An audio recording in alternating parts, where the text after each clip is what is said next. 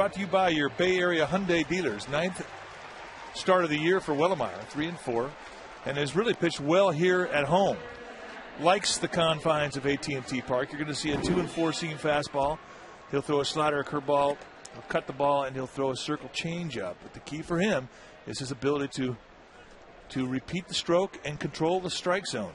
When he has been able to get his stuff over the plate, he has been fantastic. He's not an easy guy to hit. He has lots of movement, lots of stuff. 1-4 lifetime against this Arizona team with a 5.61 lifetime ERA.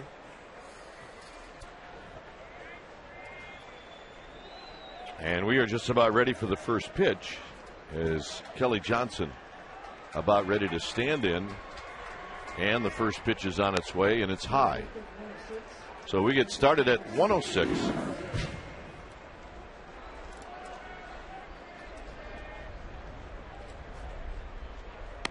Two balls and no strikes. Johnson hitting .253, 12 home runs, 25 RBIs. He's 1 for 5 in his career against Todd Wellemeyer. And Wellemeyer's first 3 pitches have been out of the strike zone, and it's 3-0.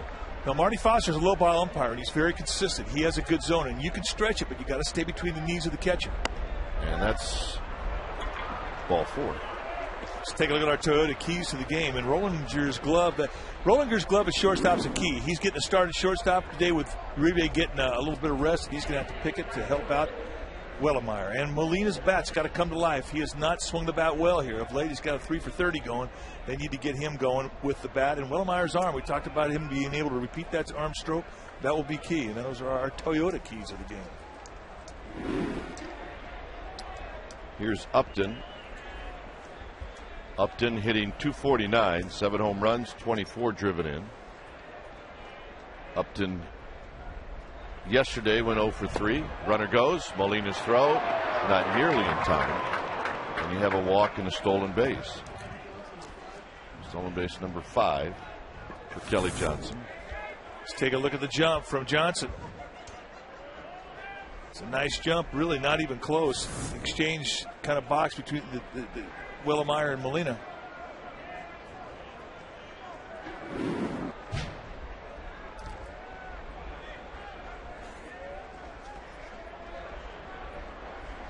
And Wellemeyer trying to throw a strike, and he finally does. 1 ball and 1 strike.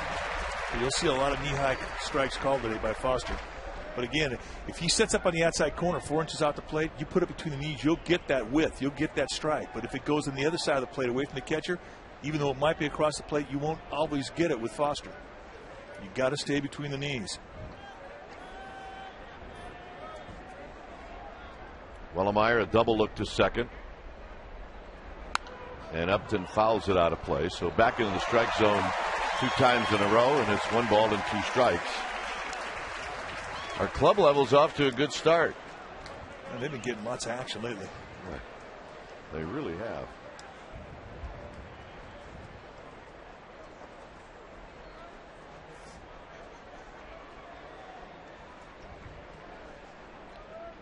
Johnson at second base. Upton behind in the count. Just underway here at AT&T Park. Lots of sunshine, and Benji Molina is going to have a word. A lot of short sleeve shirts, a lot of shorts. Hornblowers coming in. The California hornblower.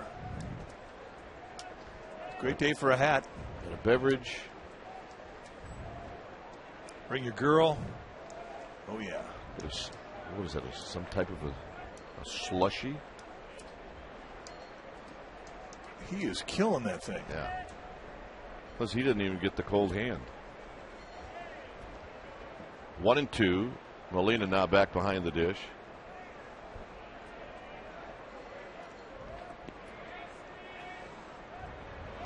Upton fouls another one into the seats. He's always had a mighty, mighty cut. And he's only 22.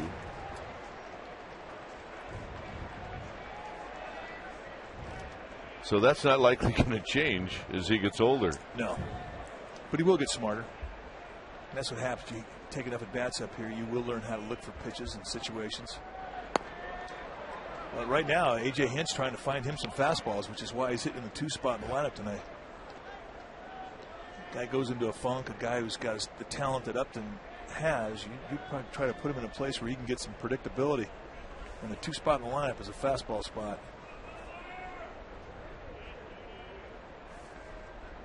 Two and two. And he gets him on a breaking ball in the dirt.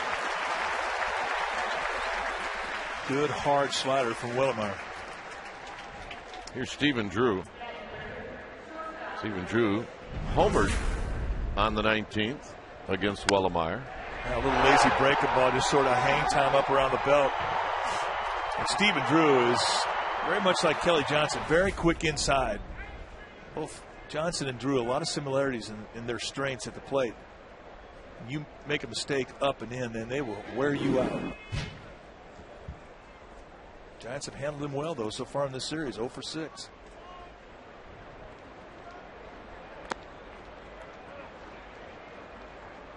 Seven for 11, 2 doubles, 2 home runs against Todd Wellemeyer for Stephen Drew. He comes in hitting at .299.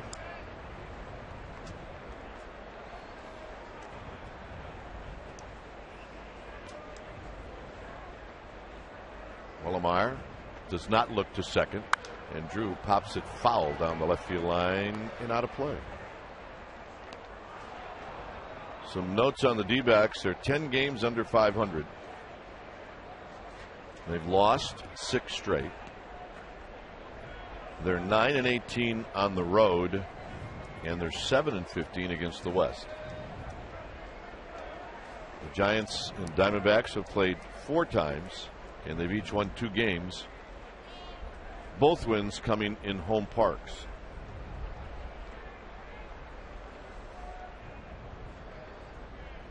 A double look, and now Wellemeyer will chase Kelly Johnson back.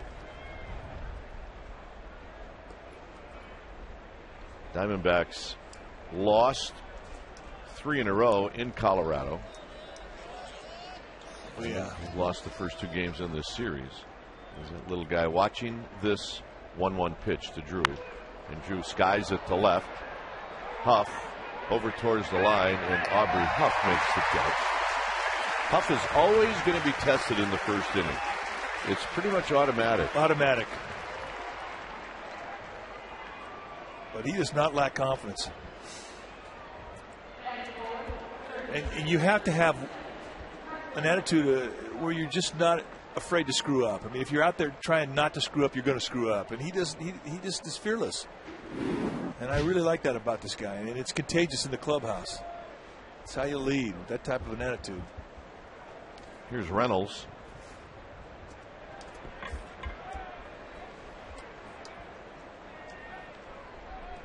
Reynolds, lots of power. Drives this one into right center field. It's going to be Nate Scherholtz in front of Andres Torres, and that'll end the inning. Hey, we had 2 guys that could have caught that ball. Wow.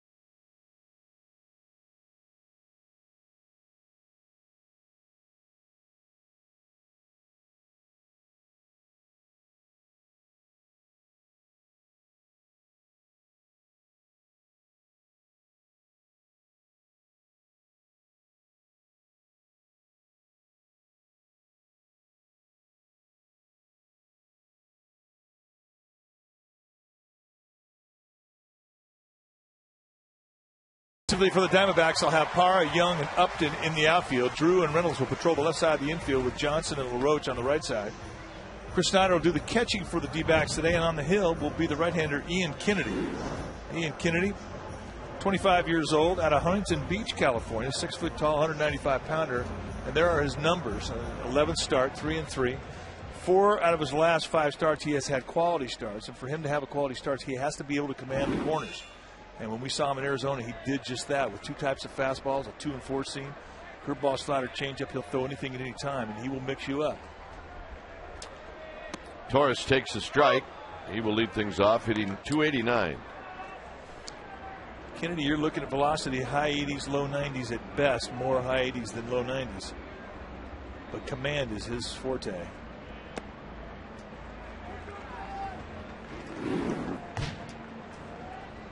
See the record for the Giants when Andres Torres has been in that leadoff spot.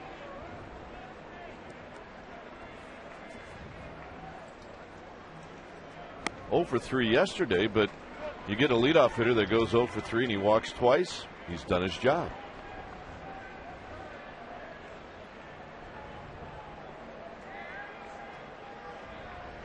Buster Posey watching, and the 2-1 pitch. And it's a swing and a miss. 2-2. There you go, Mikey. Grab some diapers. Meat. That's right. I think you actually paid your dues in that department. I did. I could change them one-handed. 2-2 pitch. Base hit. Doing a breaking ball, and Torres is aboard.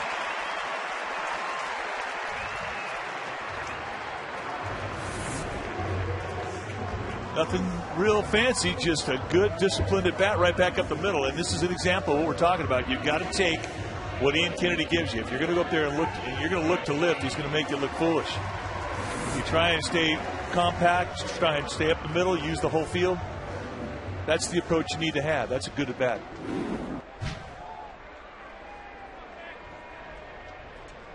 Three for 6 in this series. Freddie Sanchez.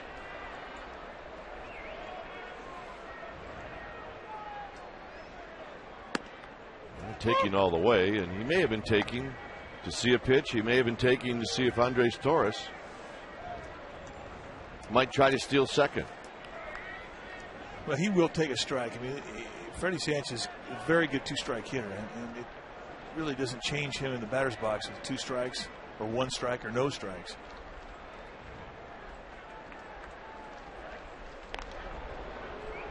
Torres has got 8 steals. He's 8 out of 10.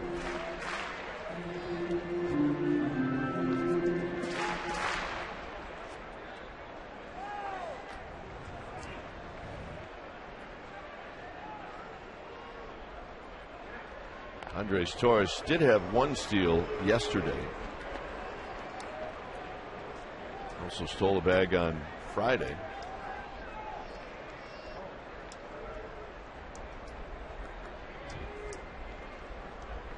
And he's getting a little further off. Inside to Sanchez. 1 ball and 1 strike. Nice little 2-pitch sequence there from Kennedy. A 4-seamer to get strike 1, come back with a 2-seamer to try and get the ground ball.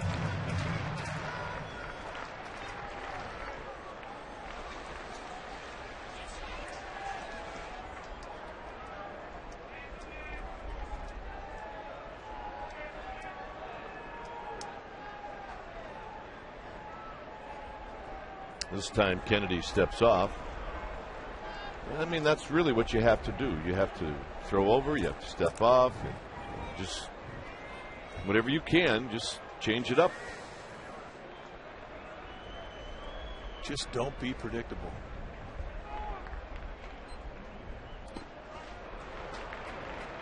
Two balls and 1 strike. Kennedy, a USC grad. Yeah, that's who's on deck.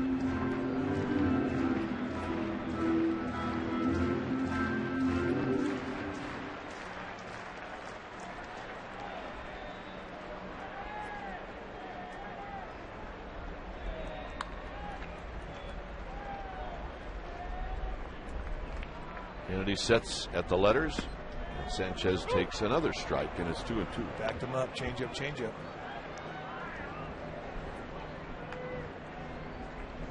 Clearly not what Sanchez was looking for.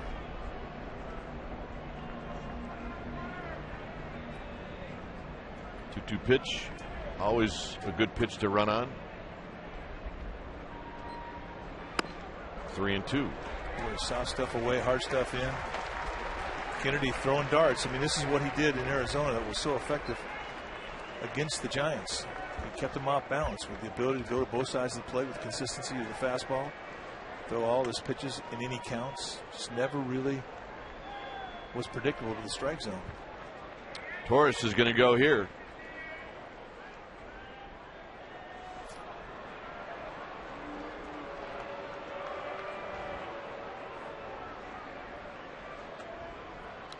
Pablo Sandoval waiting patiently on deck.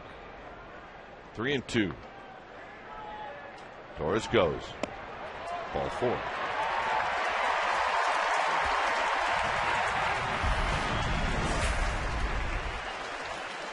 Very compact motion of Kennedy, and all day long it was go to both sides of the plate with all of his pitches. I mean, and that's the thing that stood out in this particular start, is it wasn't just that he was going ins and outs with the fastball, he was doing it with the breaking ball and the changeup as well.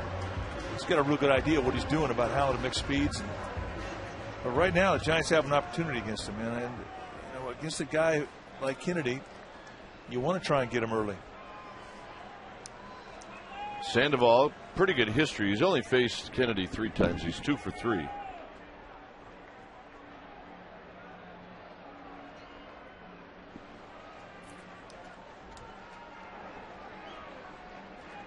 Way inside with a fastball, 1 ball and no strikes.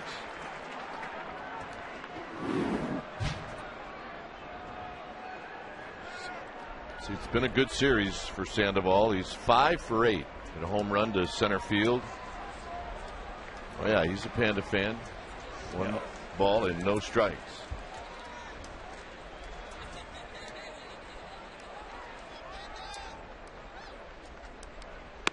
Just inside, 2 balls and no strikes. Again, trying to go hard in the hands. They know that Sandoval will go out of the strike zone, and both those pitches were calculated.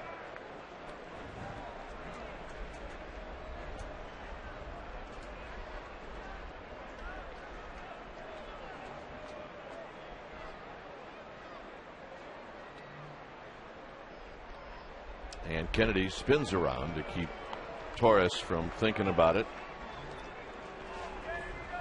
Yeah, you get 3 hits, and all of a sudden they're selling your jersey. It's Yeah, amazing. I'll play with those 3 guys. Snow, Posey, Clark, yeah. It's got to be both Clarks, though. Sandoval fouls it out of play. 2 balls and 1 strike.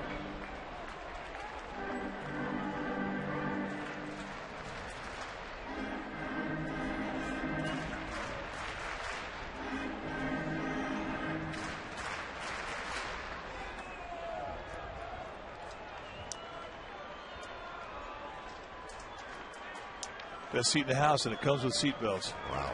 I like that. Indeed it does. 2-1 to Sandoval.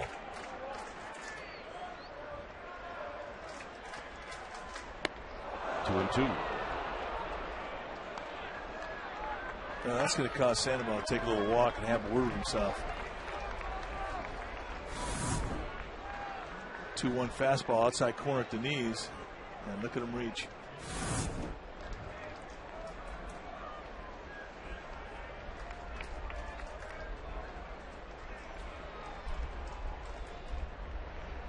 See what Kennedy does. 2-2. Got it.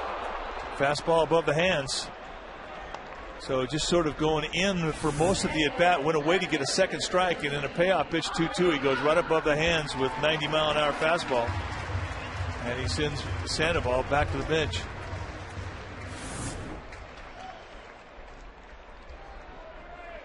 Here's Aubrey Huff.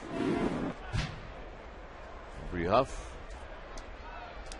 hitting at .291. 5 home runs, 22 RBIs, 2 for 5 in his career against Kennedy.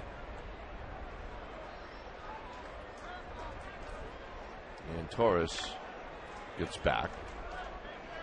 Torres really wasn't much of a threat to steal with Sandoval at the plate, but now maybe.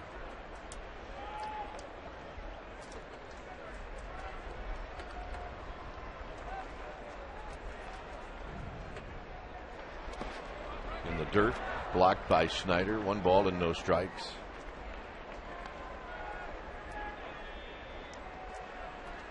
Torres at second, at first is Sanchez.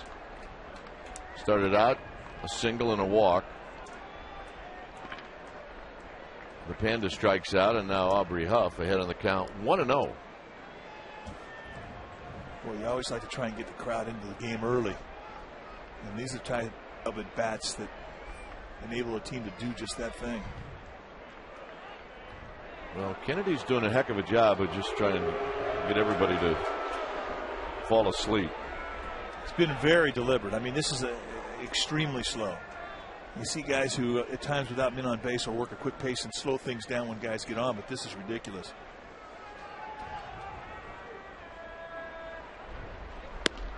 Two and 0.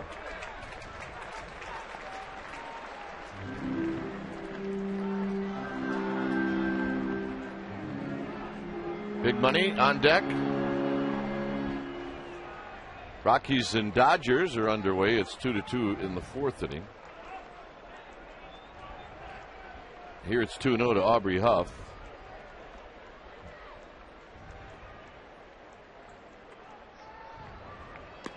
Three and 0.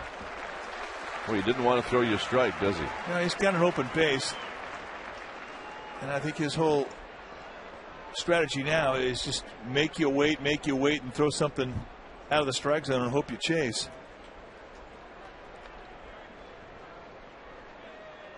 3-0 to Huff. Bruce Bochy likes to give Huff the green light. And the walk.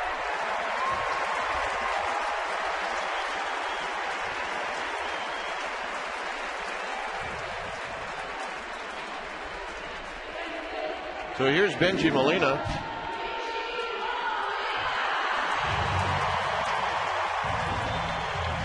Molina 0 for 4 in the series. Did not play yesterday.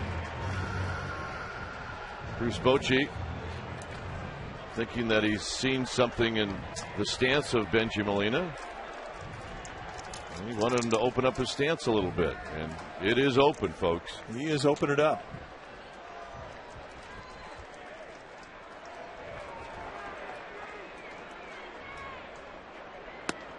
Just outside, 1-0.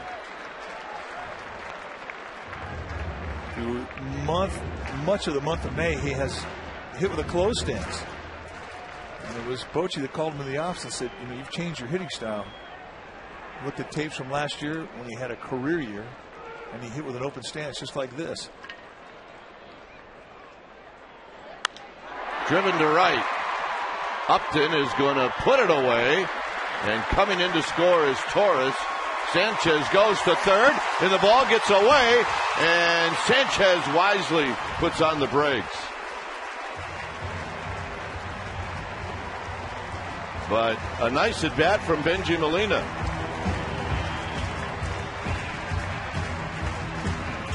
Batting 6th, first baseman, number 28, Buster Posey. Here's Buster Posey.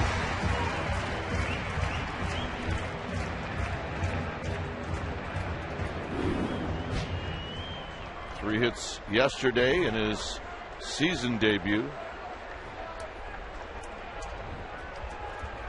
Not a bad way to break into big leagues. And I know he came up here last September, but we're not counting that.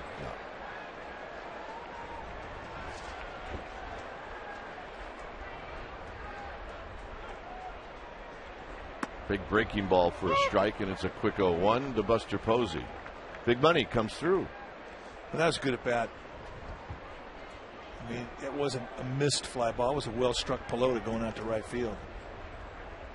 Almost hit over the head of Upton.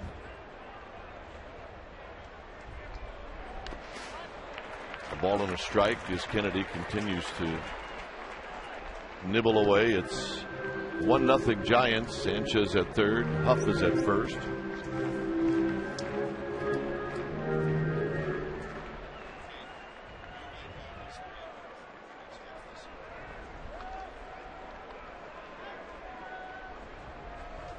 One ball and one strike. He gets a hit here, this place will erupt loudly. Loudly. Into right center field. Coming in to score is Sanchez. Posey digging for two.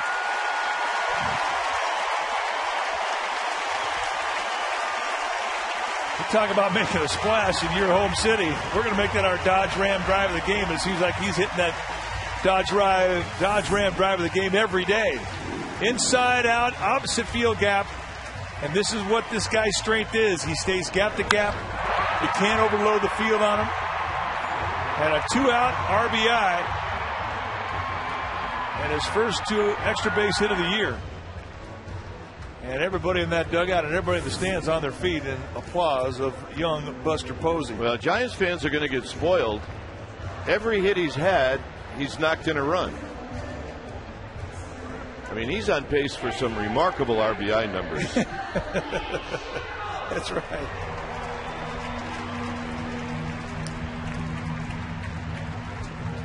Here's Nate Scherholtz.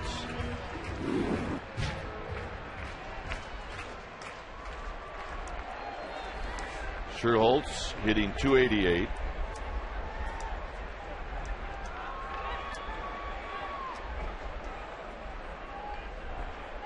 And he takes a strike.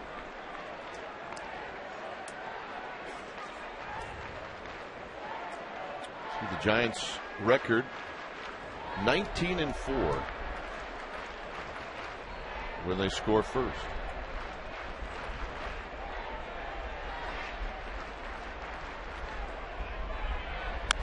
Scherholtz fouls it back. Boy, this is the at-bat right here. This is the at-bat where with 2 outs, everybody's going to get a good jump. I mean, you get a knock here, and it's an easy 2-run score. And you talk about putting a hurting on a team early. This is the one. And the guy out there on the mound knows it. He knows exactly what's at stake here.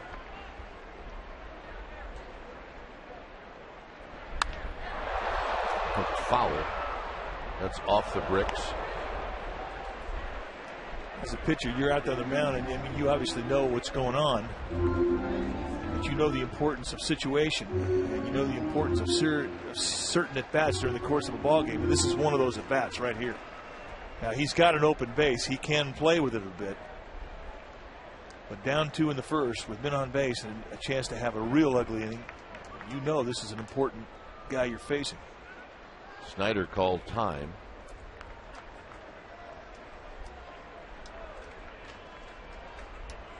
So Scherholtz back in.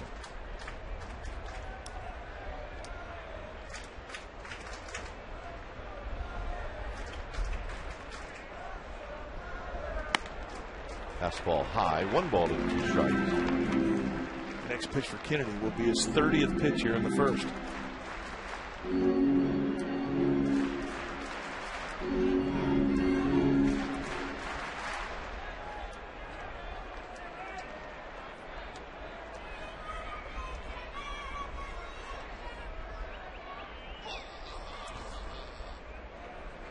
Scherholtz checks his swing. Yes, he did. It's 2-2.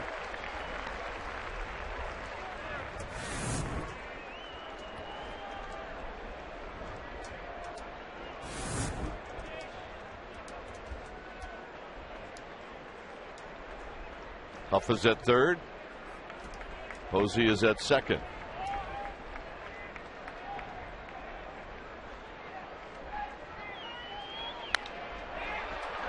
Adam LaRoche will go to the bag to end the inning. 2 runs, 2 hits, 2 left. 2-0 Giants.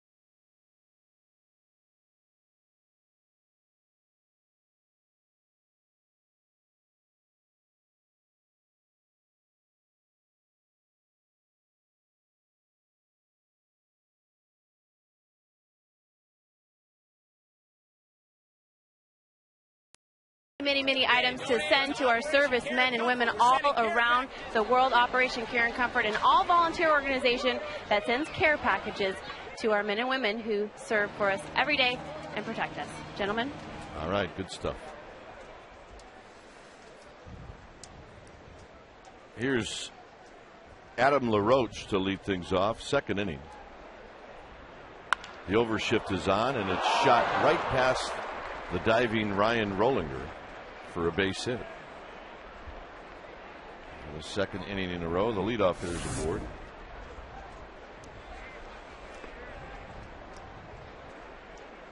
Just sometimes even the defense can't come up with a rocket.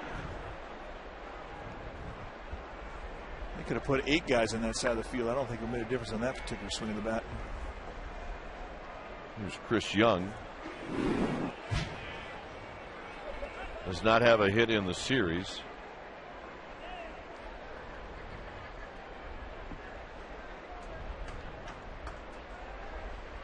And he looks at a first pitch fastball for a strike. Remember, the Diamondbacks only had 1 hit on Friday, and yesterday they had 2.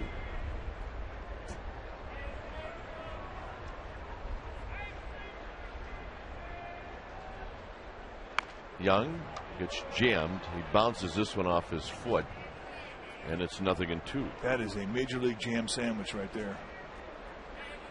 Not only does it hurt your hands, it hurts your foot. Set up inside corner, and this takes off. So a double thud. Thumbs burning, bunions burning, Shinburger burning. See, this is where I don't know how guys can hit. When you just whack one off your shin, it's still barking at you. How do you get back in the at bat?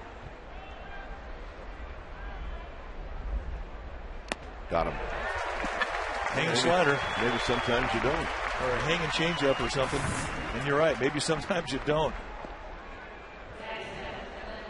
Well, write that down in the scout report. Can't hit a hanger.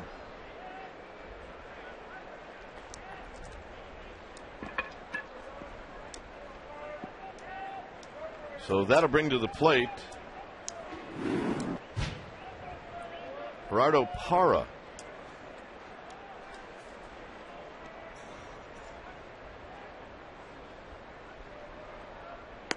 Parra takes a strike. He comes in hitting .244 with 7 RBIs.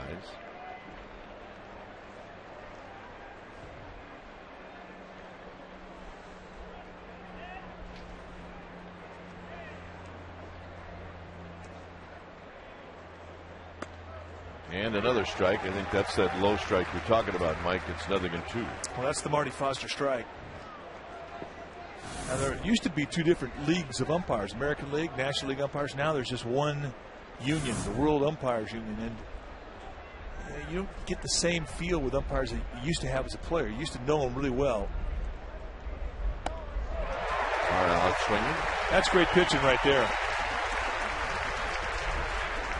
They'll kick off the summer by coming to the ballpark on tomorrow's Memorial Day game, which happens to be Lincecum's next start. And he'll take on Ubaldo Jimenez. It's a 105 start. And it's also Giants T-shirt day. The first 20,000 fans will receive a Giants SF flag T-shirt courtesy of Vasca. You go to sfgiants.com and check it out. Here's Chris Snyder. Remember, Miguel Montero has been on the DL for the better part of the season. First pitch strike to Snyder. That point I wanted to finish about the umpires is that you get to know them really well. And if you were to classify what was the difference between an American League umpire and a National League umpire, you would say that National League umpires, generally speaking, had a lower strike zone. And Marty Foster has kind of an old throwback National League umpire strike zone.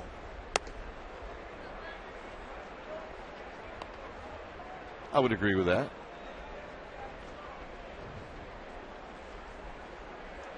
Foster, Cedarstrom, Hickox, Colbreth. That's the crew. It's a good crew.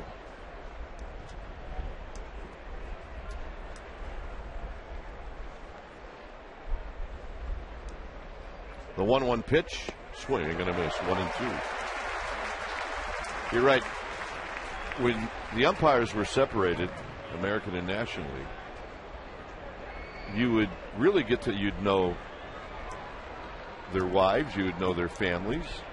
I mean, I stood out at second base, and you talk to these guys for the better part of the game, and you see them a lot throughout the course of a season. Is it better this way? I don't know.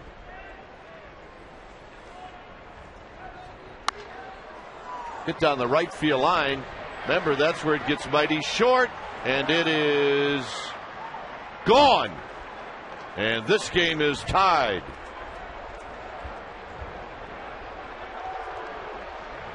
So how about that?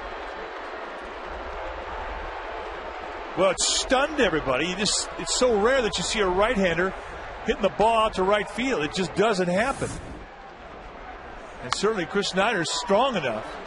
But if you watch Nate Scherholtz, everybody kind of got deep. It's almost as if the ball never came down. But indeed, it's up there above the splash hit sign.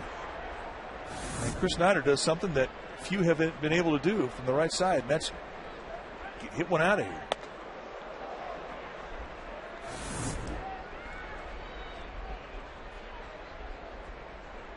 Take a look at the fan.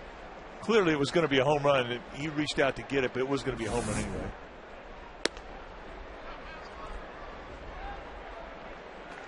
Well, that's part of the yard where if you hit one right down that line, it's got a chance to go. Although the wind is telling us that it's blowing a little bit that way too.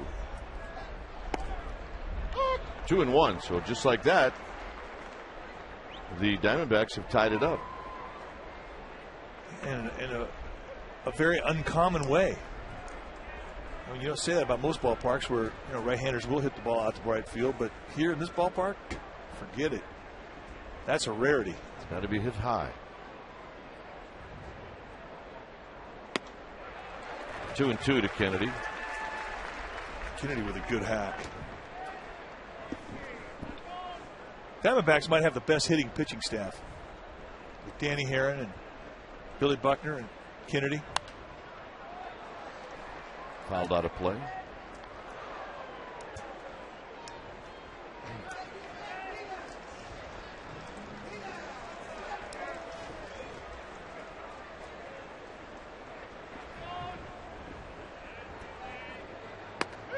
That'll do it. Wellemeyer strikes out the side, but he does give up the home run. It's 2-2.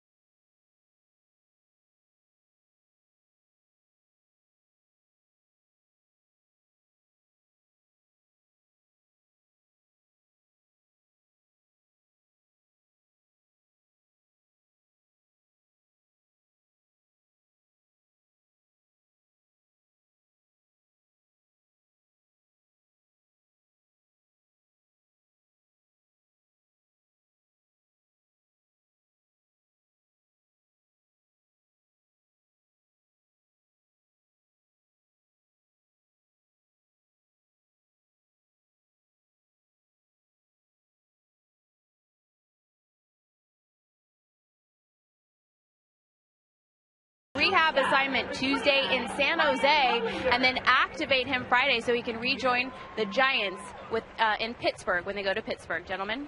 All right. Thanks, Amy. 2-2 ball game is Ryan Rollinger is going to lead things off. Rollinger, Wellemeyer, and Torres. And a strike to Ryan Rollinger. Oh, yeah. Giants are number one. She's all dressed up.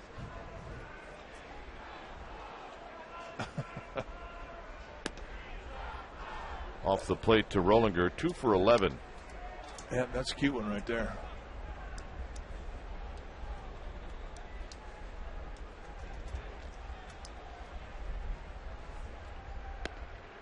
Two balls and one strike.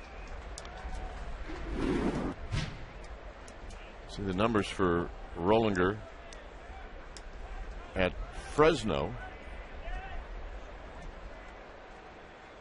Fouls this one. It might have gotten Snyder. It's 2-2.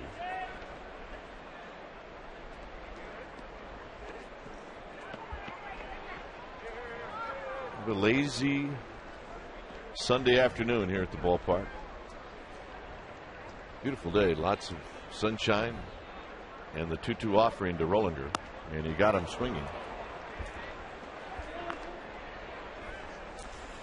Well, Bloomberg Sports is the leader in data analysis, and it's developed an analytical product being used by baseball clubs. There's also a product for fans. You can improve your fantasy play or track your favorite players and your favorite teams. All you have to do is go to BloombergSports.com, check out the details.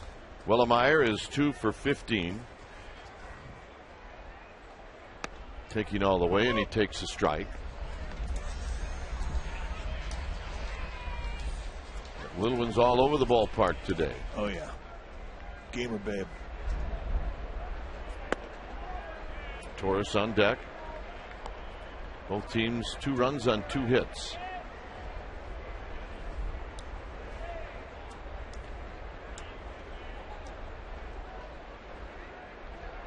Foul down the right field line. Giants have won 3 straight. They're 17-9 at home. And they've upped their record against teams in the West to 6-12. 2-2 on the pitch in the dirt.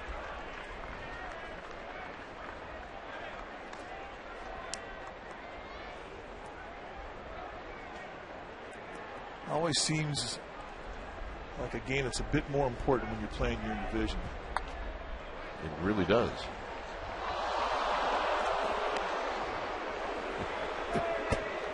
Oh, you talk about the look of dejection. We have a fan up here who is decked out. He's got his Giants jersey on, his hat, good fold. Yeah, a guy in front of him knocked it out of his glove. Oh, my word. Wellemeyer out looking. Oh, my goodness. He had it and jumped up and deflected it.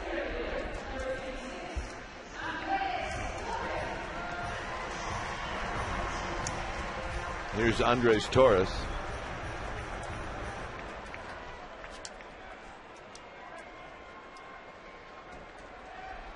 It's the guy that had it, and there's a bigger guy in front of him that knocked it out. Torres skies one into right field. Side retired. It's a 1-2-3 second inning. See the big guy in the right corner? Yeah, he knocked it out. They're not speaking, folks.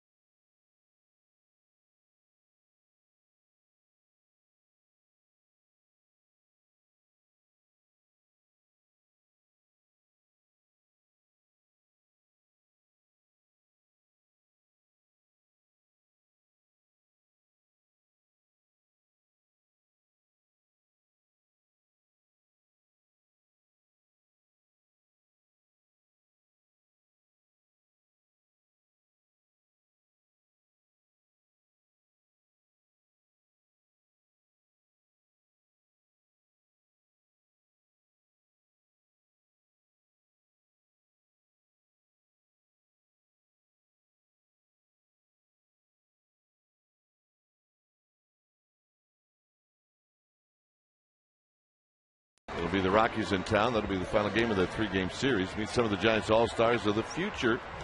You need a special ticket, and it'll include a pre-game party and a Madison Bumgarner bobblehead. Everybody needs one of those. Go to sfgiants.com/special events. Who, by the way, is pitching very well, Mr. Madison Bumgarner. Yeah, he had another strong outing. I think he went 7 1/3. He is lights out. Top of the order for the Arizona Diamondbacks. It's Kelly Johnson who takes high. Johnson, Upton, and Drew.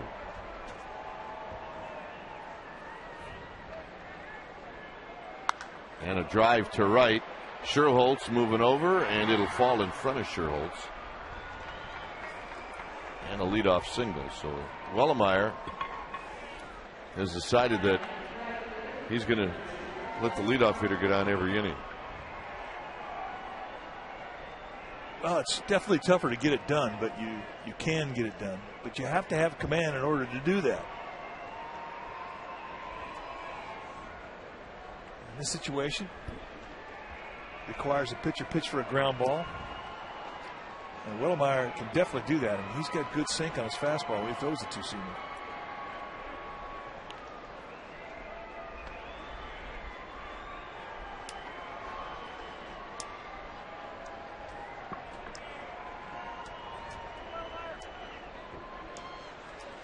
Upton struck out in the first. It was after Johnson had drawn a leadoff walk. Upton hammers this one into center field. Torres makes the catch and then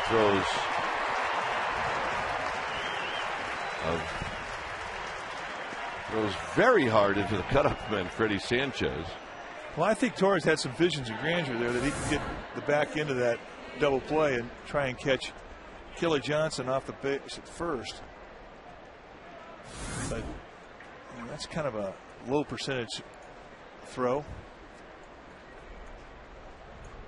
And more often than not, it's going to go weird where the guy moves up 90 instead of having you get him out and complete the double play. Here's Stephen Drew.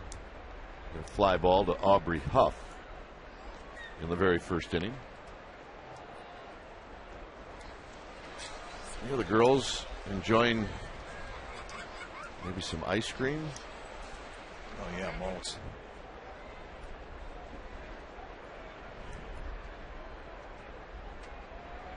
Again, back on the dive is Johnson. He's got 5 steals. He stole second base in the first.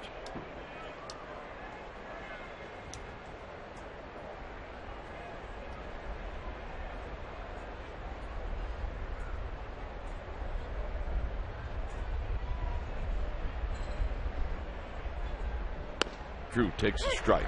91 at the knees, and it's 0-1. Good fastball by Wellemeyer.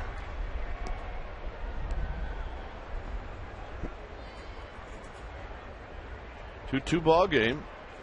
2 in the first for the Giants. Arizona came back on the Chris Snyder home run to tie it up in the second. A 2-run home run.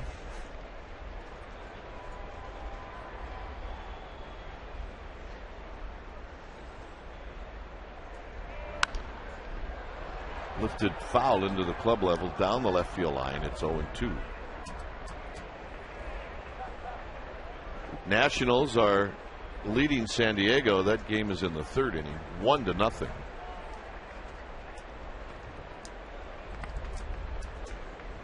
Like this game, the Dodgers and Rockies are tied 2-2. That game, however, in the fifth. 0-2 to Drew. Way outside, 1-2.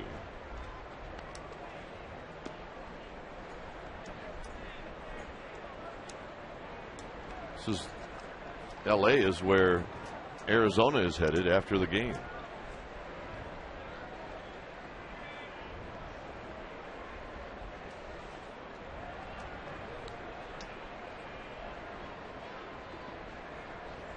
Wellemeyer, like Kennedy, taking a lot of time. I mean, this is as slow a pace as we've seen in a while. With both pitchers really grinding things down when men get on base.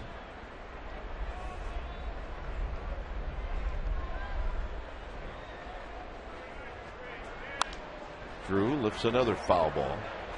So, I mean, the concern is always to the defense that starts to suffer concentration-wise. So how do you trick yourself as a player, Kipe, and stay sharp mentally when the pace is dragging? You just have to assume that the very next pitch, it's coming at you. And keep moving around. You look at infielders in situations like this, they never stop moving.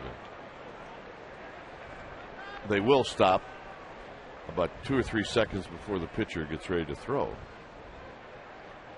Then they'll start moving again. Lifted into center field. It's Torres. 2 outs. Well, it's definitely something you're seeing more and more of around the league.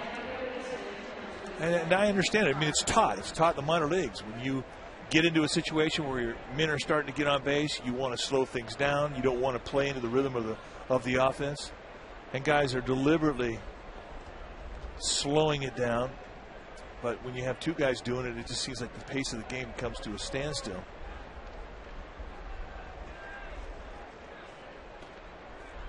Reynolds hit a fly ball to right center field and was retired in the first.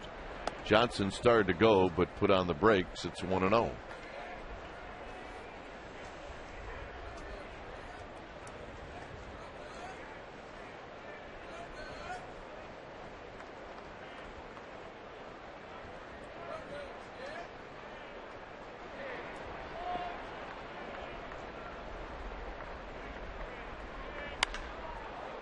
High down the left field line, probably headed into the seats. And it is, and it's a ball and a strike. He's got some amazing bat speed. Mark Reynolds. Well, and it's scary bat speed because, you know, you can throw a pitch right through him in one location thinking you can go back to the same location and you come back a second time and he kills it. Or he could miss it 8 times in a row and you come back in the 9th time and he kills it. And guys like that are spooky. But swing and miss, I mean, that's part of his deal. You watch him take batting practice, he'll swing and miss in batting practice. But he'll also hit balls in batting practice that stay hit for a long time. He hit some of the longest home runs that I've ever seen a right-hander hit. And pop-ups. He's Dave Kingman-like in that regard. Very similar. Very high. 2 balls and a strike. And at the end of the year, he's going to have 35-plus home runs, maybe over 4, maybe close to 50. He's going to have 100 RBIs. Going to strike out over 200 times.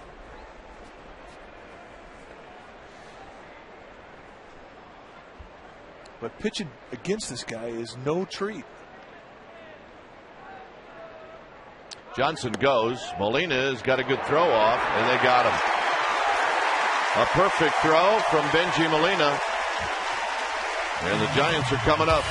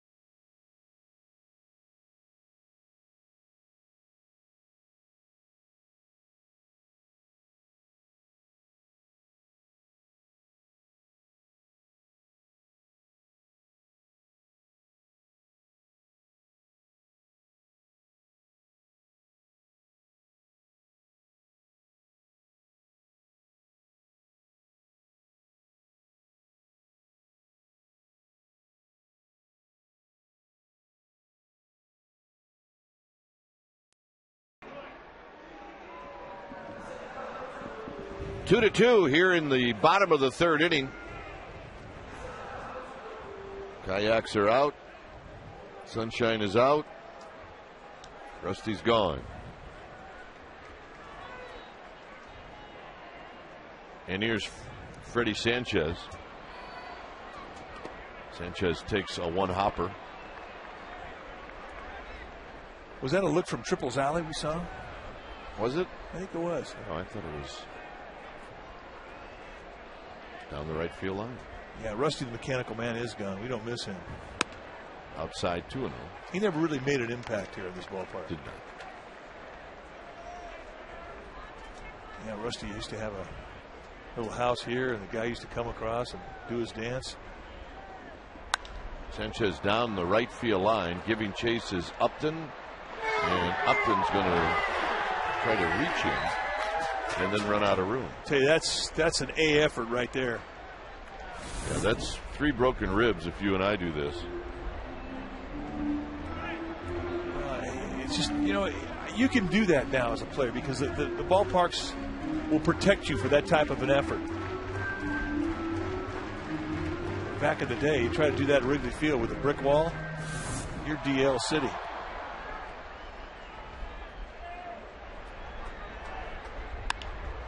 Sanchez flips one to left, and it's a thing of beauty. Tomorrow's a big matchup here at AT&T Park. It'll be Tim Lincecum against Givaldo Jimenez. We'll be on the air with pregame live at 12:30. First pitch right around 1 o'clock. So check us out. It'll be in HD and Comcast Sportsnet Bay Area. Yeah, if both guys show up and they are got their A games going, you're going to see a lot of swinging and a lot of missing in that game. Two of the premier right-handers in all of baseball.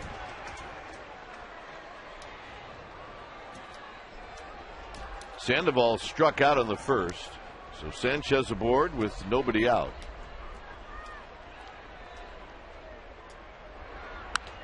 And a foul out of play. Kennedy has gone after him with a lot of fastballs. Nice play by this gentleman. Okay, let's go. Hand it over before they take it. All right, here it is. Fair-hander. Now give the ball to your date, Meade. That's right.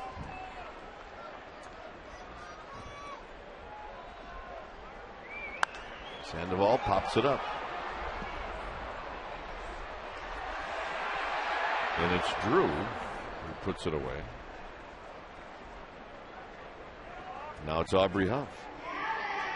Yeah. Give it to your date, Meade. The ball. Date. Thank you. Out of bed. Nice going. Now we're cooking with gas. Right. Oh, yeah. For everybody at home watching, this is a lesson learned. Here's Aubrey Huff. Huff drew a walk in the first inning. Takes a strike. I bet you Aubrey Huff, at least on that first pitch, was looking for something that he could pull into that hole.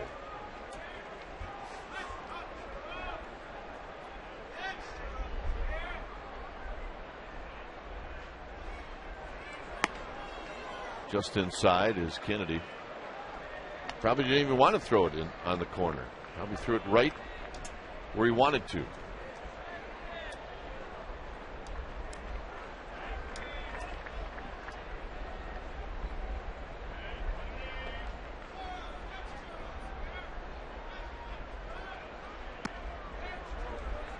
Did not get the call. 2 balls and a strike. Now you won't get curveballs on breaking balls up there from Marty Foster. You just won't.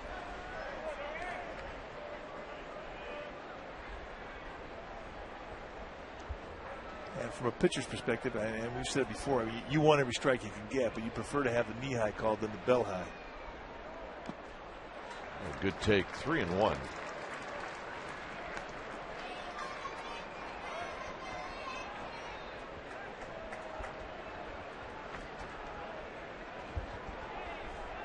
They got a great cheer going on with a couple of kids here, little leaguers. They're saying, we want a pitcher, not a belly itcher. And they've been saying it every inning. And you and I are sitting here scratching our boilers, and I don't know why. Double play ball. 6-4-3, and that'll end the inning. Dave Fleming will be in to take you through innings 4, 5, and 6.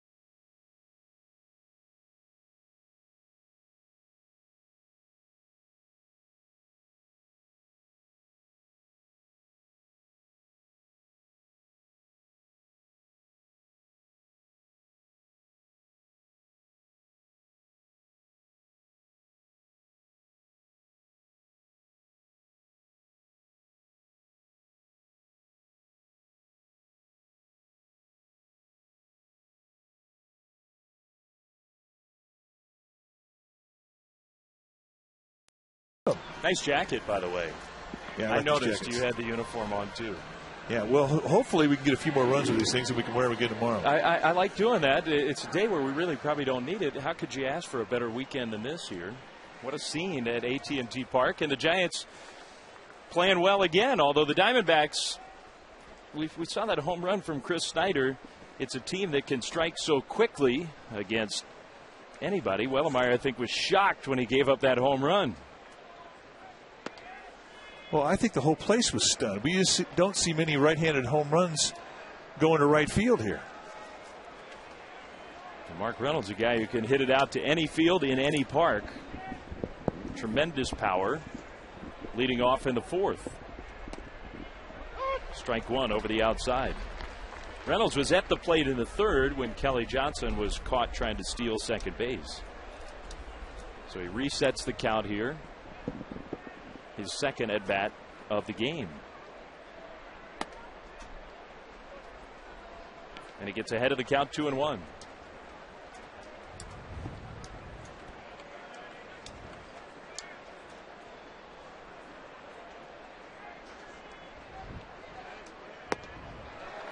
Good hard slider.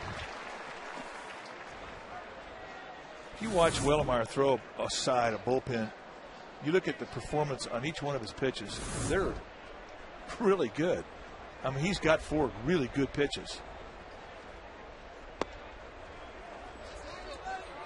And it's just a matter of his ability to command those pitches. And that determines his success. When he can repeat the stroke with his arm, he's a tough guy to hit. Yeah, Bruce Bochy definitely agrees with you. 3-2. He strikes out Mark Reynolds with that slider. Well, as Reynolds heads back to the D-back bench, what do you say we ask our trivia question? It's brought to you by AT&T. Rethink possible. The question today, can you name the only player to lead both the Giants and the D-backs in triples in a single season? Can you do that? Have to think about that one for a moment. There's been some crossover between these two franchises in the 12, 13 years now that the D-backs have been in existence. Big Adam LaRoche swings and misses at that Wellemeyer offering. But I want to get back to the point you were making, because Bruce Bochy put it this way before the game today. I was talking to him about Wellemeyer, and he said, well, it's easy to say with any pitcher, throw strikes and you have success. Ground ball, and Buster Posey will make the play himself, 2 down.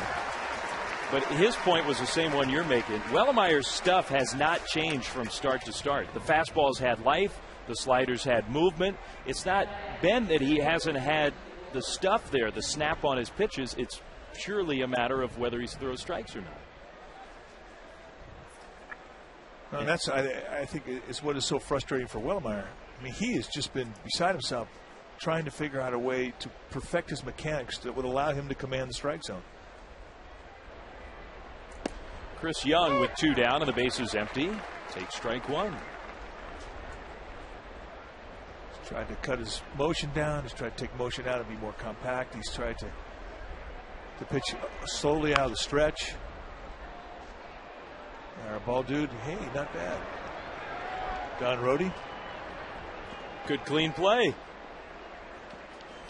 You can tell he's excited about it. You know, he shows up and he starts smiling when he gets here, and he never stops the whole time. And there's our third base ball dude today. That is Jim Vermes. 0-2 to Young. Missing up high with that fastball.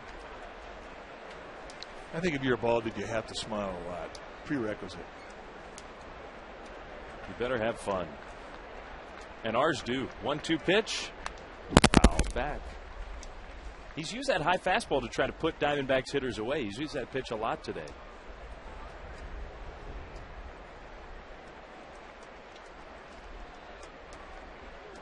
Having a little talk with himself on the mound. You do.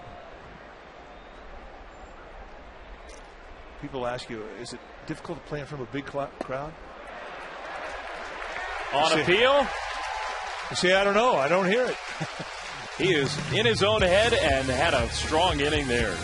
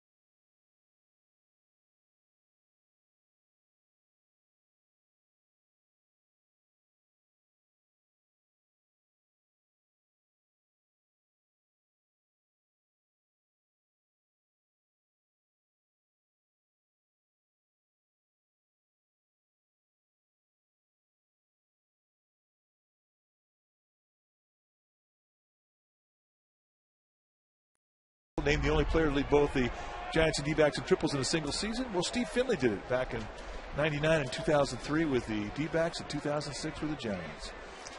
He was a good player. Yes, he was. I enjoyed having Steve around. Fastball to Benji Molina to start off the last of the fourth. From Ian Kennedy, 2-2 game. Finley made the tour around the National League West. So you could probably say that about any team. He led the Giants and D-backs in triples. Ground ball to shortstop, and Molina thrown out. We talked about the correction that Benji Molina has made. Look at the on the left. This is Friday night, a closed stance. Bruce Bochy met with him and said, you know, when you had your big year last year, you opened it up. And that's what he's doing now, from a closed stance to an open stance. And, you know, the results were his first at bat today. He had a really good ABA sac fly. But you can see the dramatic difference. And it just gets both eyes on the ball better when you have an open stance. Listen, the age of videotape, and they have the ability to go back in and basically see every swing that they've ever taken in their career, they can really make comparative judgments based on the films. Buster Posey, meanwhile, here chases a breaking ball there. It's 1-1. And that preparation work, that video prep work, has become such a big part of the game.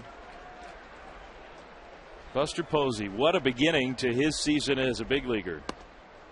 Ahead again, 2-1. Another great at bat in the first inning. Took 2 breaking pitches, got a fastball, and smacked it into right center field for an RBI double. 2-1 pitch. Posey fouls it back. Let the bat go there on a fastball. He'll have to go pick it back up again. Nate Sherholtz gives him a hand. That is the weirdest feeling when you take a swing and the bat flies out of your hand. You just don't expect it to happen.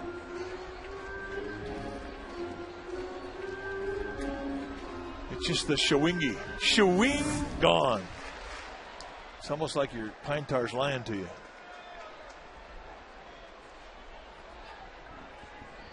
2-2. Posey hits it hard, and it's a fair ball. And that'll be another hit and another extra base hit for Buster Posey. Parra doesn't even have a play on him. Oh, man. How about this kid? Well, it's exactly how you want to come into the big leagues. You want to make a splash, and you want to let people know you got some game. And a lot of people are watching this guy, everything he does. And it always starts with good pitches to hit. Kennedy comes in, hangs one middle thigh up and in, but the coverage is there. He stays inside it, rakes it right past Reynolds. And 2 doubles today for Posey and 2 at-bats. And he puts himself in scoring position now for Sherholtz, but what a start. 3 for 4, 3 runs batted in yesterday. Now he's 2 for 2 with 2 doubles and an RBI this afternoon. Breaking ball. Sherholtz takes ball 1. Well, think about it. What's it like to come out of Fresno? And Fresno is a great ballpark. The park in Fresno is absolutely spectacular. But they don't get 40,000 people. And, you know, you come up to the big leagues and you walk into this environment, and the warmth that this guy has felt since he's shown up, I mean, he has to be overwhelmed. But you don't know it. Look at him when he gets in that batter's box, so relaxed. Just a short stride to the ball, head very still. And takes advantage of the location mistake.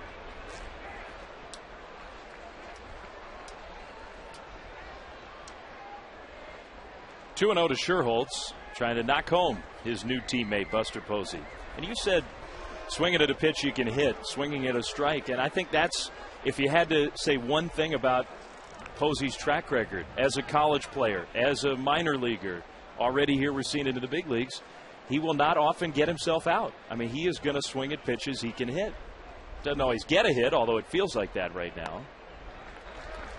Sherholtz having some better at-bats today. He's ahead 3-0.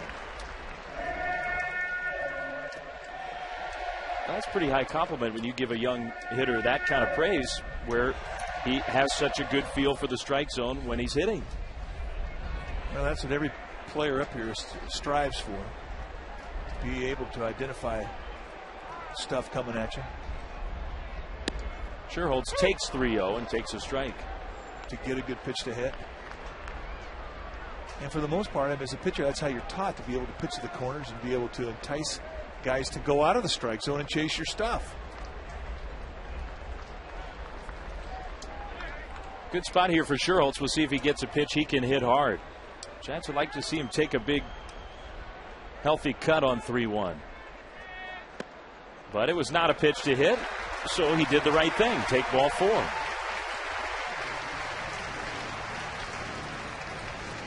Well, it's no fluke what Buster Posey's done. I mean, this is a guy the Giants have fast-tracked. They have challenged him since signing him a couple years ago, and his minor league career has been spectacular. The batting average, the power numbers, but look at those on-base percentages. Well, he's earned the right to be here, no question about it. And I think you want to have that said about you when you get here, that you paid some dues, that you've earned the right to be here, you've earned that uniform. Just turned 23 years old. Ryan Rollinger takes strike 1. 8th place hitter up for the Giants. 2 on, 1 out. Now, Posey was one of the youngest players every stop of the way in the minor leagues. The Giants were aggressive, knowing he came into pro ball as a player prepared for the challenge. Boy, Ian Kennedy just does not want to give in to the hitter. Yeah. I mean, he has to survive on the corners. I mean, he doesn't have the kind of stuff where he can just, muscle you. And give the Giants credit, as opposed to the last time they saw him a couple weeks ago, they have really made him work today. Saw the pitch count total, but particularly the breakdown, balls and strikes. Now, I have a statistic here that's going to blow your mind. Okay. Since 2000, in this ballpark, right-handed hitters, there have been 30 opposite field home runs hit here in 10 years and 2 months. And number 30 was today by Chris Snyder. The home run by the Diamondbacks catcher that tied this game off Todd Wellemeyer. So that is, you're talking about 11 seasons of play here, and 30 times a right-handed hitter has hit a home run to right field. That information given to us by B.I. Oliveto, who is the best stats man around. Fastball outside. 2-2 to Rollinger with a pitcher on deck. So roughly 3 of those a year we would see here at the ballpark in 81 games. We're talking about an extremely rare occurrence. Today's the kind of day to do it, though. The ball is carrying well today. It's a warm day without much wind. Still extremely impressive. So nice work, B.I. That took some research. Yeah, he was digging deep for that one. Took him 4 innings. But B.I. likes the challenge. And by the way, B.I. stands for bogus information. He's starting to change that around. So Rollinger strikes out swinging there. 2 down. There's B.I. He's trying to confirm that he just passed along to you now. Now you put his credibility on the line.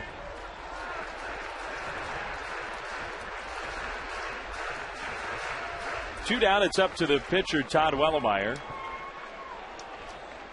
With Posey at second and Sherholtz at first. Wellemeyer can swing the bat a little bit. Took a big cut there. It was his dunk base hit, his last start against Livan Hernandez, that got the Giants' 4-run rally started.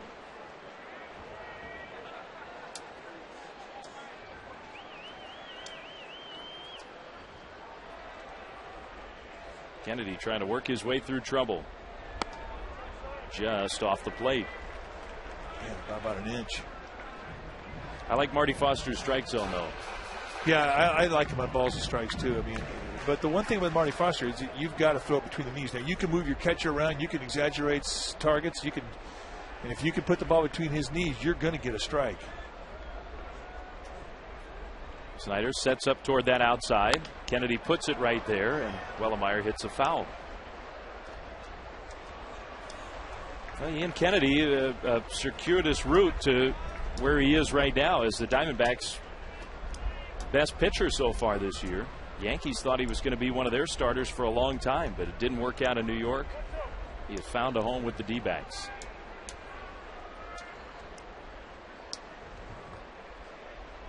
Southern California kid. 1-2. And he drops in that curveball, beautifully thrown. And that ends the inning. Giants lead 2 on to the 5th. 2-2 game.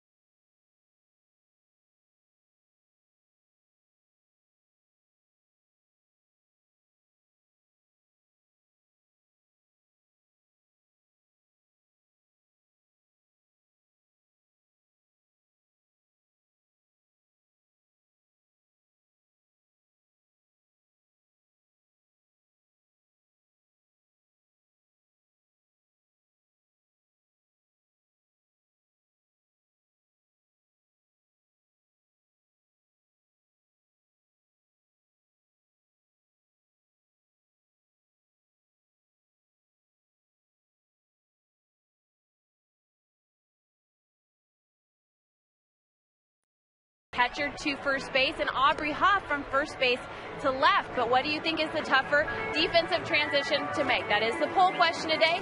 Check it out. Bury it up. Let us know what you think. Results on Giants postgame live. Dave and Mike, what do you think? Mike? Well, I think it's going the other way. It's tougher. I think it's tougher coming from the outfield to the infield. And I think anytime you go from anywhere to the catching position, it's tougher. Well, we asked Buster Posey about moving to first base during the spring, and he basically said, he didn't want to sound arrogant, but he said, well, I've played shortstop for a long time in my baseball career before he got to the professional ranks. So first base for him, he thought, came pretty naturally. Well, when you have quick feet, I mean, you're going to be able to time the rhythm of the ground ball. And you're going to be, if you've got good hands, which he obviously has, I mean, you're going to do fine in that regard. But Ron Wotus had a couple of concerns. Gerardo Parra leading off for the D-backs here in the fifth. There's Ron. Wotus' concern was just the bunt plays and the timing on you know.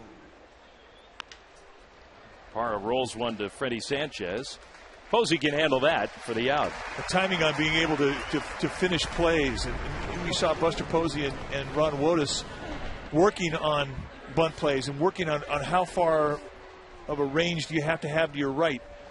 Working on pop-ups in this ballpark. I mean, that's the thing that's going to take a little time. We saw yesterday there was a couple of timing mechanisms where, you know, he had caught a ball and there was a play where he's going to have to flip a throw to the pitcher. You know, maybe he takes that play himself in the future. Those are things that, you know, he'll figure out, but he'll figure them out quick. Strike one here to Chris Snyder, who hit that opposite field home run his first time up. And Posey will work hard at it, and the Giants coaches will spend a lot of time with him. Now, that said, even though Posey's going to be a first baseman here for now, I mean, Benji Molina is the Giants catcher. Bruce Bochy's been very clear about that. Posey is a catcher long-term for the Giants. They're not converting him permanently. Well, he knows the deal, and he thinks of himself as a catcher. But right now he has to think of himself as a first baseman. Yep. And familiarity is only going to be achieved when you run him out there. After about a month, you know, he'll start to feel like a first baseman. Wellemeyer falls behind Snyder here 2-1. But, you know, baseball is always going to give you a situation where you have to ad-lib. It's going to be a scenario where you haven't practiced it. You just have to kind of wing it on the fly. And that's where, if you haven't spent a lot of time in a position, you're kind of disadvantaged. Snyder hits a high fly ball. This one's in the park in left center. Torres for the out. So two down with a pitcher coming up. And I think you were right to point out that yesterday those plays were good examples of the ones that Posey probably will have the most difficult time adjusting to. And it's not really physically challenging. It's just the timing of feeding the ball to the pitcher, getting to the bag, and the decision-making process at first base. Strike one at the knees. And you have to learn a position at the big league level. I mean, that's the challenge. Kennedy, a little pop-up. Schuerholz and Torres together. It'll be Andres. He wants it. He'll take it. And that may well be the best inning for Todd Wellemeyer. Side retired in order.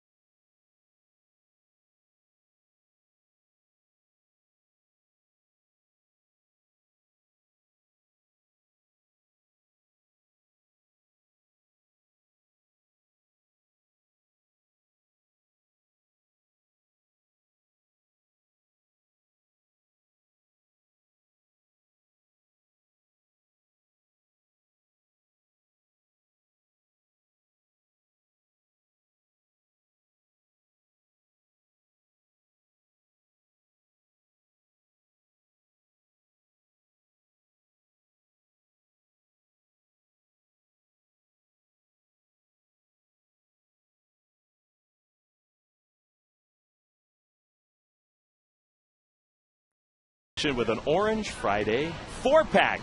These packs start at just $55. It's a great deal. And the Giants can't lose in the Orange Friday jerseys. Giants playing some of their best ball on Orange Friday here at home. So we hope you sign up at sfgiants.com, and we'll see you here on a Friday night at the Yard. This, a Sunday afternoon at the park. Equally enjoyable. And the Giants have the top of the order here against Ian Kennedy for a third time. Man, Kennedy did not release the pitch. And with nobody on base, it's just nothing, but that was scary. Watch the feet. He had to catch a spike. Yeah.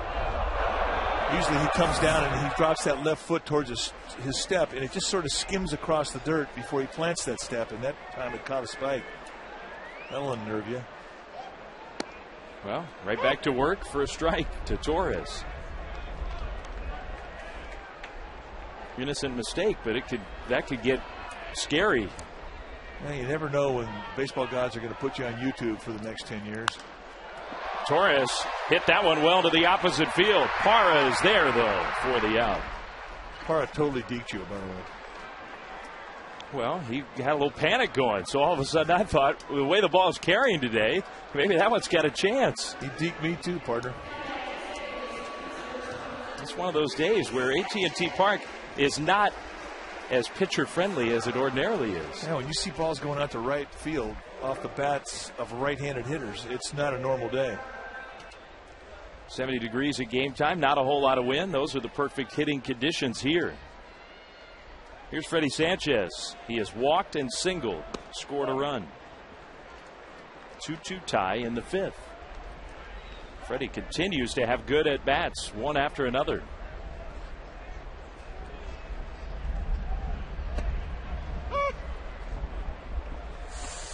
Good day for a Sunday. Oh, yeah. I scream, you scream. We all scream for ice cream, baby.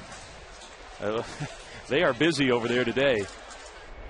The assembly line right there on the corner. Strike two. Got to make it look good, too.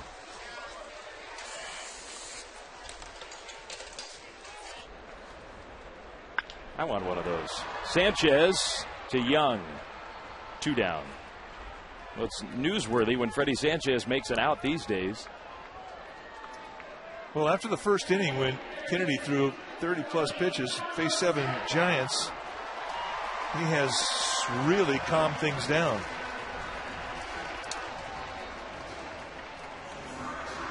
Oh, yeah. You see, he says he's done with the popcorn. He wants the ice cream. That's a good focus, right? That kid's, he's destined. Yeah, I know that look. I can give that look. Pablo slashes one foul. Last time I gave that look, I was getting a ticket. He does. He's got that tough guy. All right, back to the popcorn. He's happy. He's got his shades on. Sandoval 0 for 2 today. And he has not been able to figure out Ian Kennedy. It's been the fastball from Kennedy that has really caused them problems.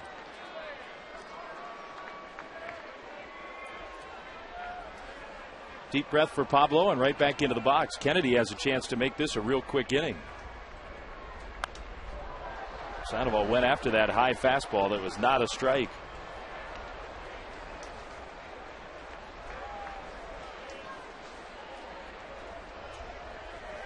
Pablo has really looked like the old Pablo Sandoval here these last few days.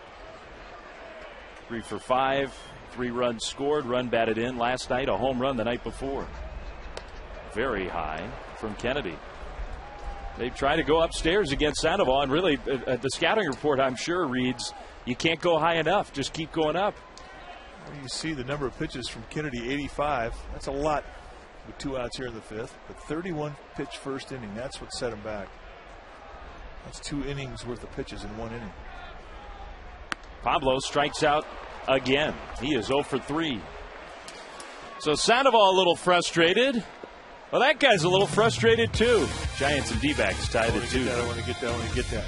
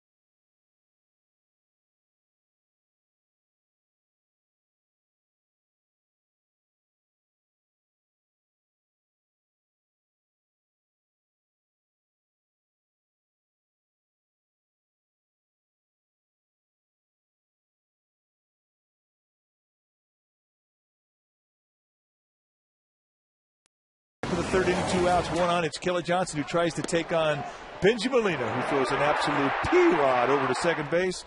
They tag out Johnson. It ends the inning. That's our Coors Light Free Camp, brought to you by Frost Brewed Coors Light, the world's most refreshing beer. Big money, put it right on the money. Can't be more accurate than that throw. Kelly Johnson, and a tough hop, and Posey can't quite handle it. Man, that thing took a wicked hop. Now Sanchez, as Johnson tries for 2, they got him. Great hustle by Freddie Sanchez to back it up, and then a perfect throw. Well said, partner, and this is a great lesson for young ball players at second base.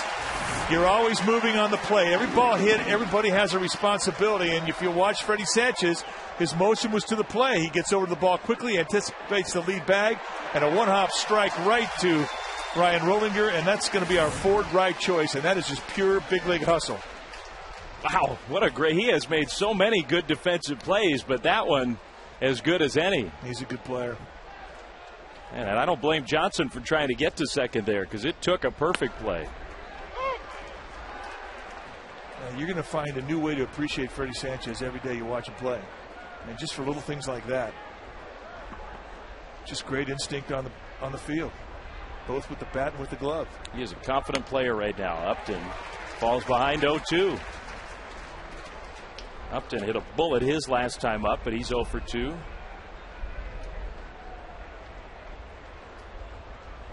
Freddie Sanchez helping his pitcher out. A tie game in the 6th inning. That's a big play.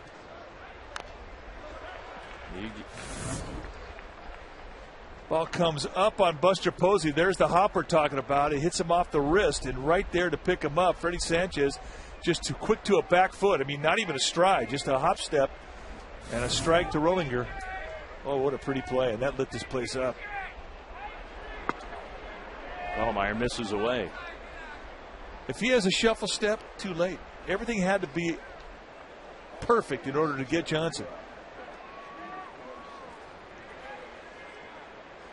If he picks it up with his glove, tries to make a transition, doesn't get him. That was just beautifully done. Upton was right on that fastball, but fouled it straight back.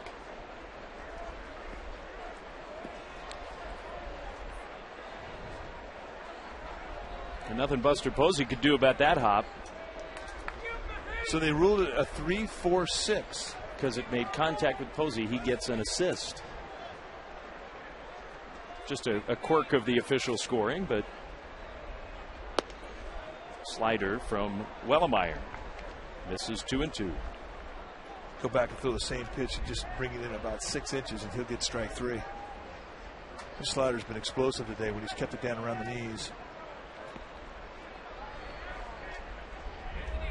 Wellemeyer's been very solid. Only the 2-run home run offense for the D-backs.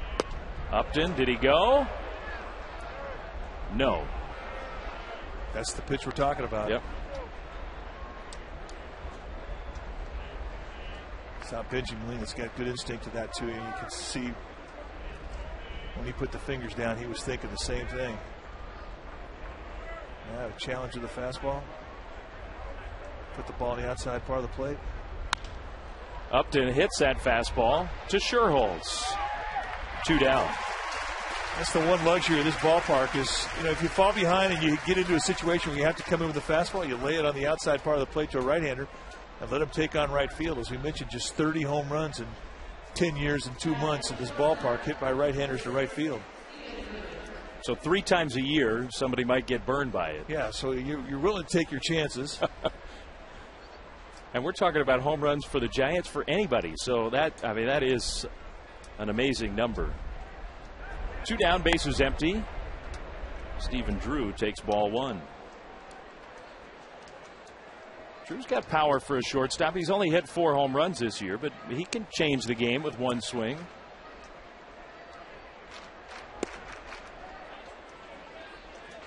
Yeah, this guy's scary. I think he and Kelly Johnson are 2 of the best middle in guys in the game. They really cover that inside corner well.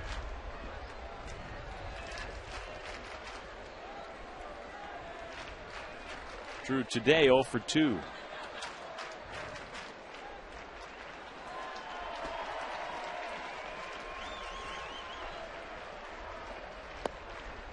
And he's ahead 3-0. You think most guys who come up in this spot, 2 outs, bases empty, who've got a little pop, are looking to take a home run kind of swing? In this part of the lineup, you better believe it. You get a 2-0 count, 3-0, 3-1. He'll take the walk, a 4-pitch walk. That's the first one that Wellemeyer has issued since the first hitter of the game. So the walks have not been the problem for Todd here today, even though at times this season the walks have been a huge problem. Now he has to face Mark Reynolds.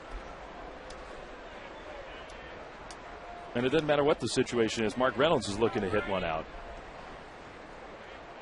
He looks to go yard every swing he ever takes. Every swing. He laughs at the idea of a 2-strike swing.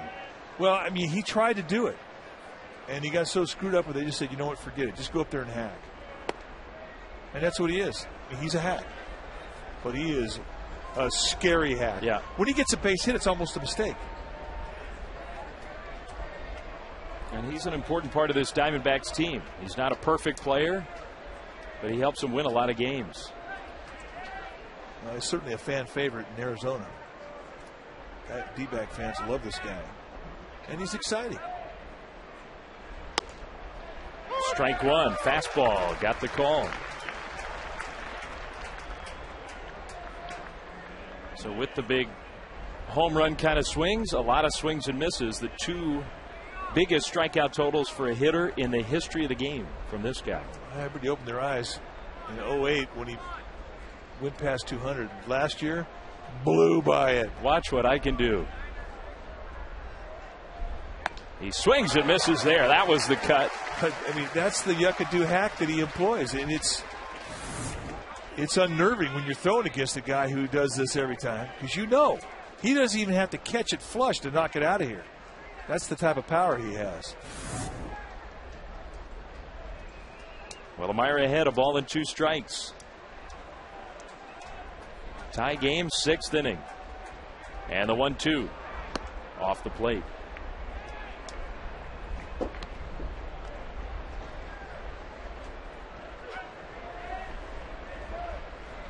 Four guys are tied for the National League lead with home runs. Kelly Johnson and Reynolds from this D-backs team, Ugla from the Marlins, and Corey Hart of the Milwaukee Brewers.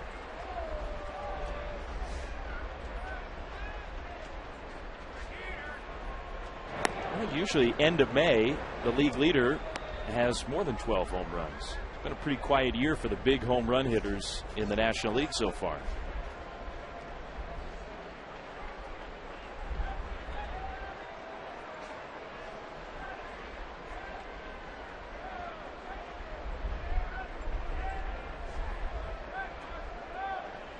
Here's Wellemeyer's 2-2 pitch.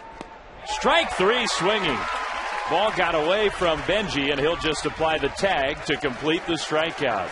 So Wellemeyer gets through a little trouble. Heart of the order coming back up, 2-2 game.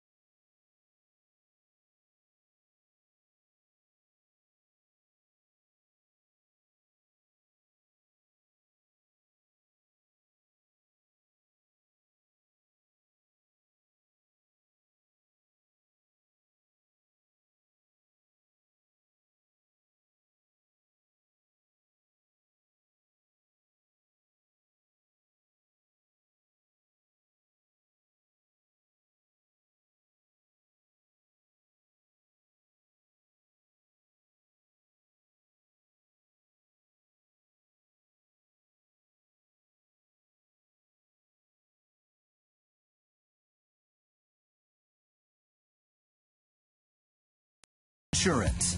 To find your local Farmers agent, call 800-FARMERS today. By your Northern California Honda dealers at shophonda.com. And by Xfinity, the next generation in home entertainment. Now available in the Bay Area and coming soon to the Central Valley. Here is our McDonald's game summary. Chris Snyder with a home run for the D-backs in the second inning. That tied the game after a big first for the Giants, and Buster Posey doing his thing again today. 2 for 2 with a couple of extra base hits. Aubrey Huff makes a bid to left field. Parra back, all the way back to make the catch. 1 down. Parra's wearing me out, man. Every time he goes back on the ball, I think it's going over the fence. Maybe he does too. Gerardo, knock it off. As it was a ball that just missed getting out of here. Back spinner, going the opposite way. Huff hit a home run the other night on the first pitch of an inning. Just taking a swing to try to knock one out. Did it the other night, almost did it here. Here's Benji Molina with Posey on deck. Strike 1. Ian Kennedy's been fantastic since that first inning.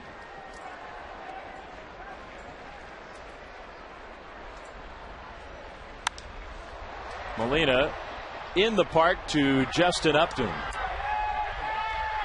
Justin's not deking us, but he was fighting the sun and the wind there. Made the play. 3 pitches, 2 outs. And here comes Posey for his third at bat. And I believe he'll get a nice ovation. I mean, you get the big things and you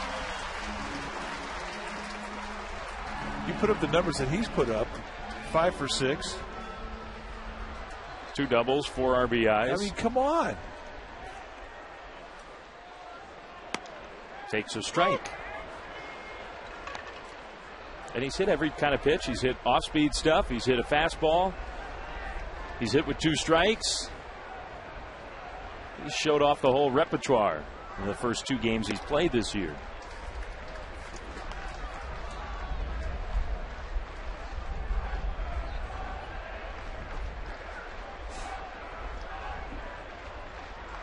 Posey in a tie game here. Hits another ball hard and another hit. 3 for 3. Well, last night's game, after his third hit, he got over to the base, and Roberto Kelly, the first base coach, came over and said, "Is it that easy?" And he said, "No, it's not, but this is his second 3-hit day." And here's our flip video splash cam taking a look at the sweet swing of Buster Posey, who is now 6 for 7. So you think they're asking the question again? Hey, kid, is it that easy? It was all caught on flip video, Buster, and we will have it for you after the game. 2-out base hit. Sherholtz comes up for the third time. And Kennedy has not looked very eager to challenge Sherholtz today. Nate took a walk in the 4th. Got deep in the count in the first inning.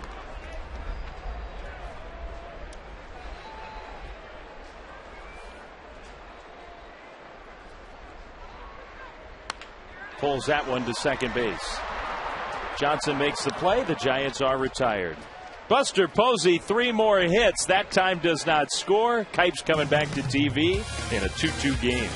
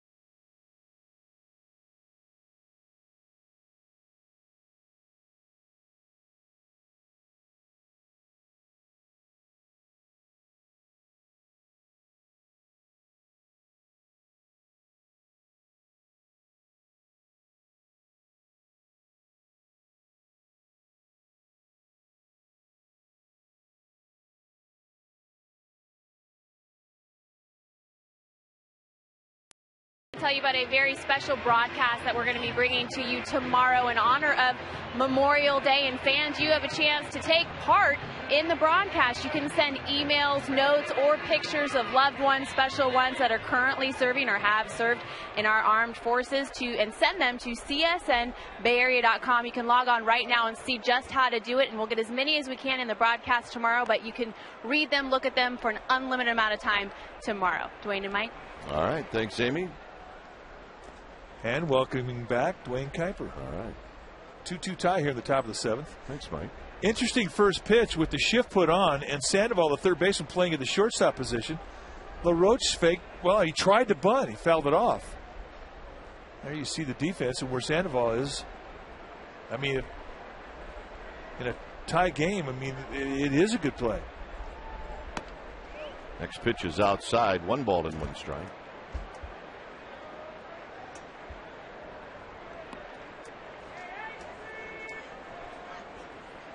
LaRoche singled in the second. 2-1 on the pitch in the dirt. I mean, usually when a guy with power tries to bunt on you, he's doing you a favor. But as you get into the late part of the game, and in this ballpark where it's tough to hit the ball out, it's not a bad play. It's not a bad play at all. 3-1. Wellemeyer walked Drew in the 6th. He walked Kelly Johnson to lead off the game. He only has issued 2 walks. This will be pitch number 88. And he walks Adam LaRoche.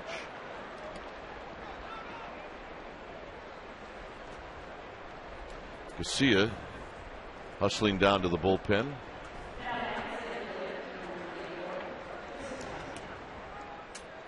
So here's Chris Young. Dave Righetti out. Now, one thing that Wellemeyer has not done a good job of today, in the 7 innings, he has allowed 5 of the leadoff runners to get on base. The 5th one being here in the 7th. Now, he has pitched through it every inning with the exception of the 2nd when LaRoche scored on he led off the inning with a single and then scored on a 2-run homer by Chris Snyder. But it's not the recipe for success. Well, Bo Porter's talking to Chris Young. This could be about a sacrifice. I mean, Young has had little success against Wellemeyer. Why not? Well, this has been one of the criticisms directed towards this Diamondbacks lineup, is that they haven't got the ability to play little ball. If they aren't hitting the ball at the ballpark, they can't manufacture runs.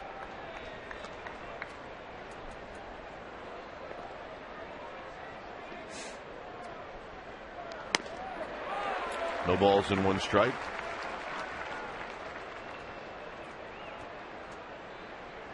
So right out of the chute, Young gets a fastball.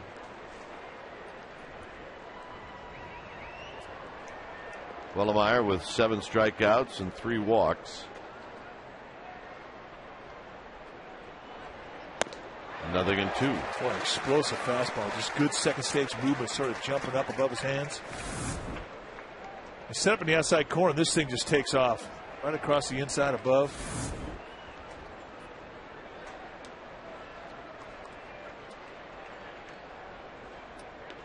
Go right back there again.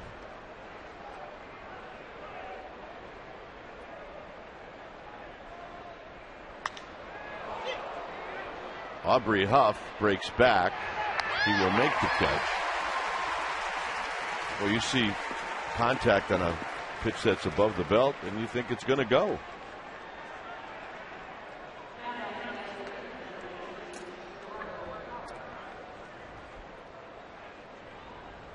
Here's Parra.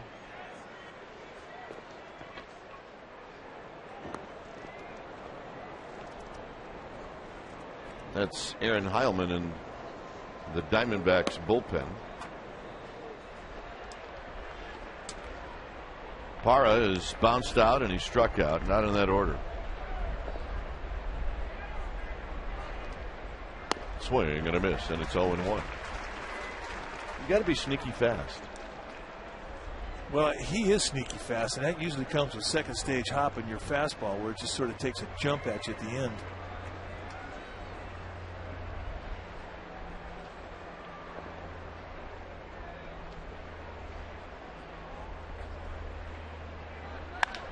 Bullet to right. Scherholtz will get to it.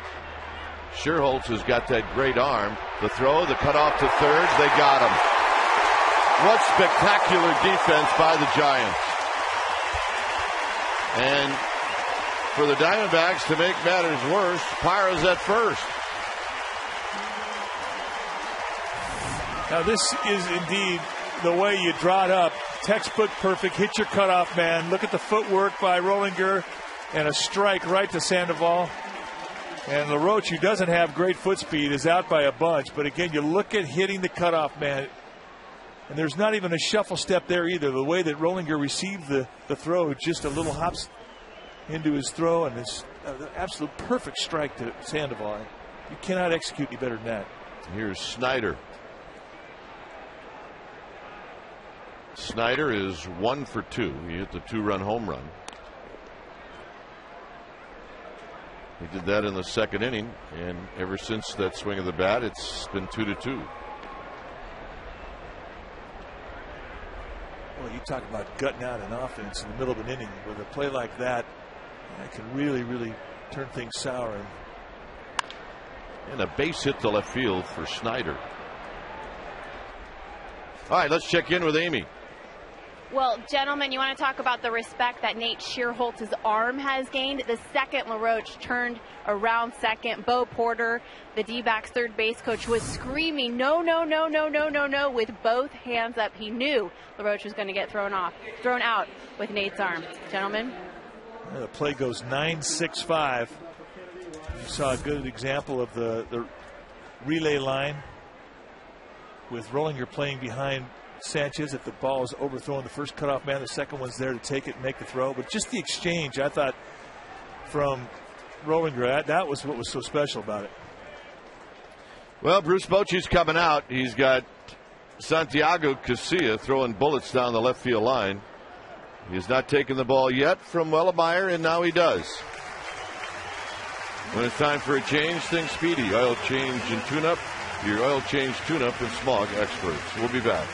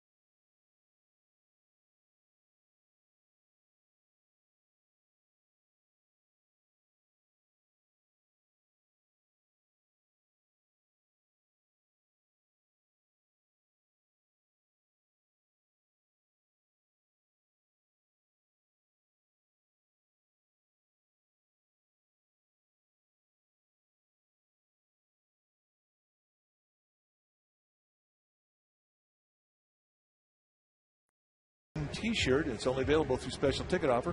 Plus, don't forget about the pregame party. It's an Irish party, and it's in Lot B, and you can go to this. All you got to do is have a ticket. You get your ticket going to sfgiants.com/special events or call 415-972-2298. You got a little Irish in you. That's why you get to read that promo.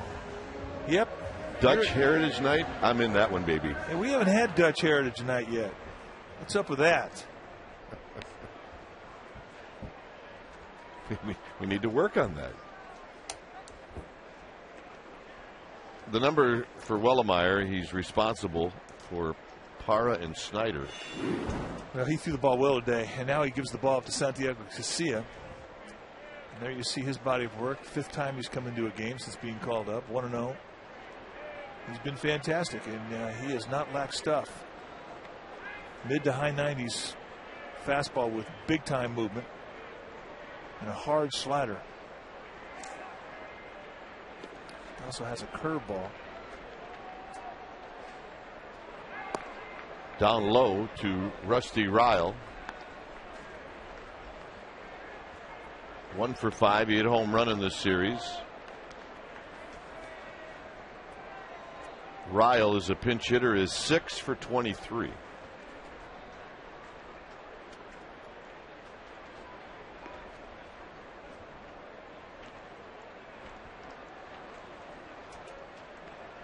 Casilla looks to second. Foul back. Ryle right on it. It's 1 ball and 1 strike.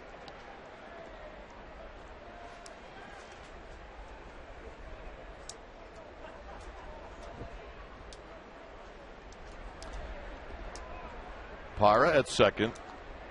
Snyder at first. Runsler in the bullpen.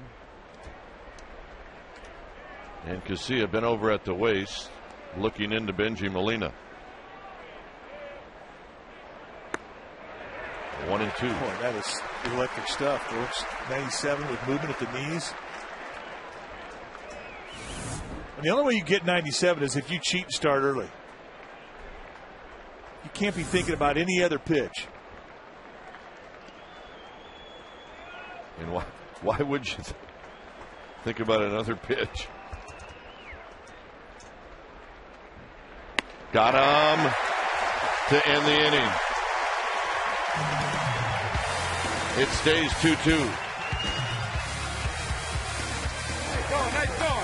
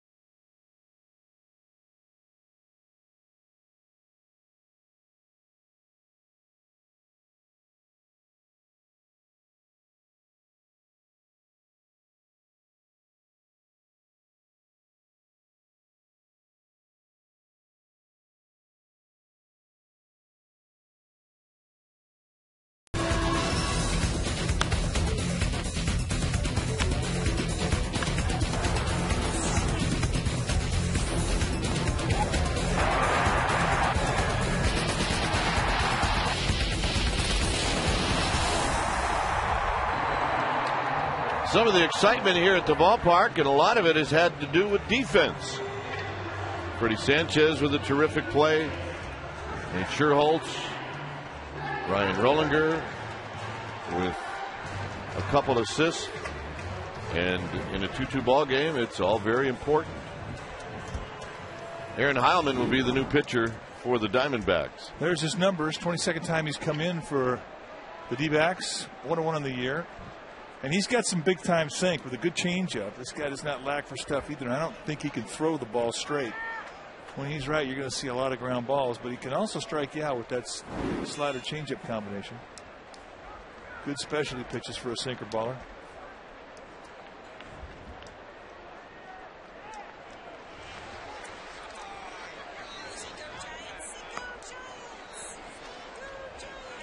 Oh, yeah. Whole family's here. Memorial Day weekend. Day baseball at the yard. Gotta love it.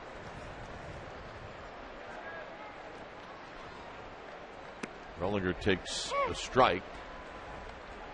Rollinger is struck out twice, both times against Kennedy, so he's happy Kennedy's gone.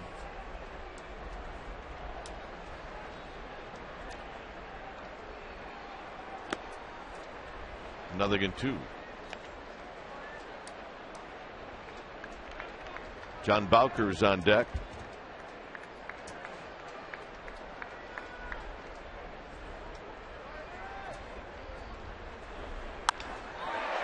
And a base hit for Rollinger. How about that? That's a grind right there. You're one strike away from a hat trick, and you come up with an opposite field knock. You got to be feeling pretty good about life. Bowker's being pulled back.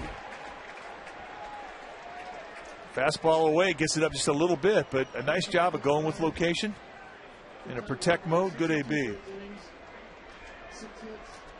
Well, Matt Cain's coming out. It tells you what Bruce Bochy wants. Cain, a good bunter.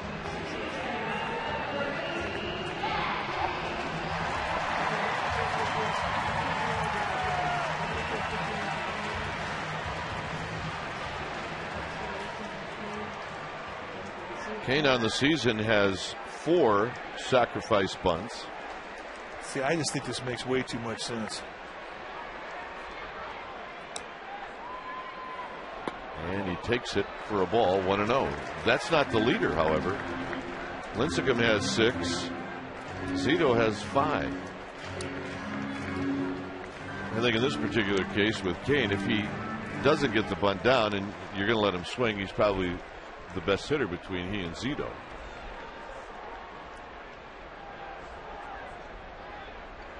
He bunts it. Foul. He bunted it too hard. It was a good thing it was foul, and it's a ball and a strike. If that ball's fair, that's a double play. Adam LaRoche is a good fielding first baseman with a good arm. And you don't want to give him a window to get that runner at second base at all. And that hard hit bunt would have been a no-brainer.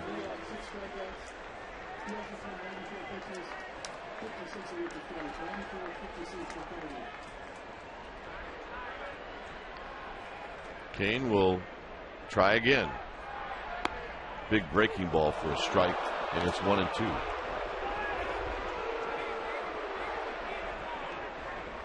Well, I've been on teams where all of a sudden there's a timeout and somebody comes trotting out of the dugout, and then your at bat's over. Yep. And the pinch hitter gets 1 strike. Rick Robinson used to do it all the time. Cain gets it down. You know, I think sometimes you throw a guy a breaking ball, you do him a favor. Well, I think it's the easiest pitch to bunt. The high fastball is the hardest pitch, and I agree with you. The breaking ball's got downward movement on it. If you make contact, it's going to go on the ground. But give applause to Matt Cain getting the job done with 2 strikes.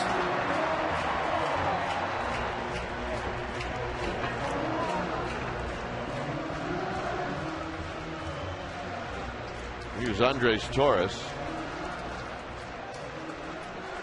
Rollinger now at second. He represents the lead run in this game. Torres is 1 for 3.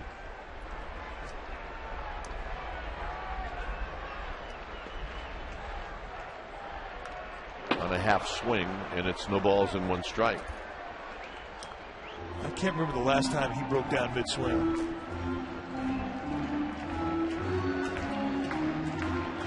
Freddie Sanchez to follow.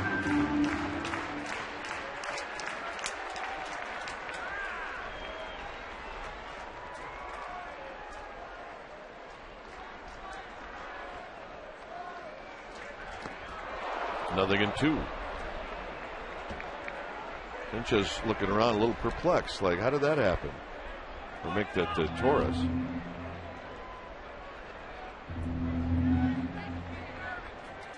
Time to take a little out of your swing. Put this ball in play. No balls and 2 strikes.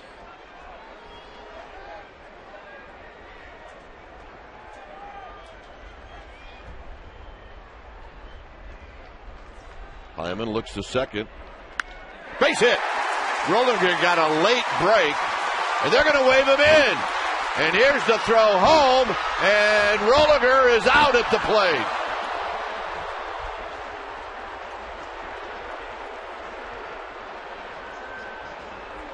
Tim Flannery taking a chance on the play. Torres moves down to second.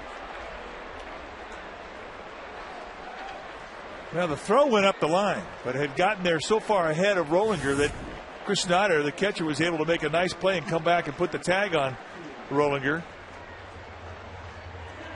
Young has got a good arm. This ball goes up the line right here, and that's a close play. Marty Foster right there with a good look. You see Tim Flannery, no hesitation. He takes a chance. And indeed, Snyder gets him. Here's Freddie Sanchez. In the dirt. And that gets to the backstop, and it starts to roll around a while. And Snyder picks it up. Well, if you're catching and a runner's at second base in a tie ball game, and a guy wings a wild pitch that's so far out you can't get a glove on it, you cannot be comfortable when that guy's on third base. You can't. Right now, Chris Snyder's got to be on his toes.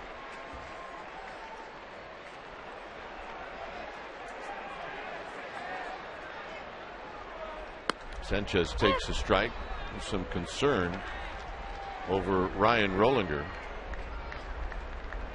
Yeah, he's hurting. He is.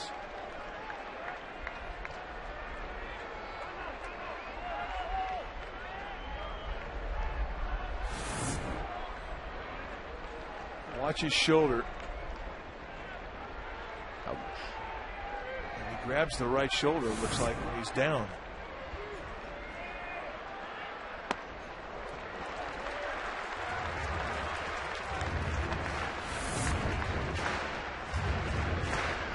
Two and one to Freddie Sanchez. Yeah, right away. You could tell he was not feeling very good. He may have dislocated the shoulder. Swing and a miss by Sanchez. There's that changeup from Heilman. That's a good one. One more look as he dives to avoid. He gets extended in the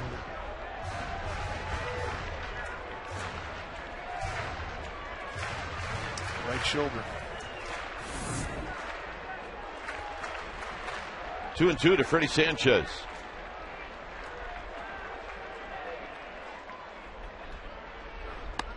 Three and two with Sandoval to follow.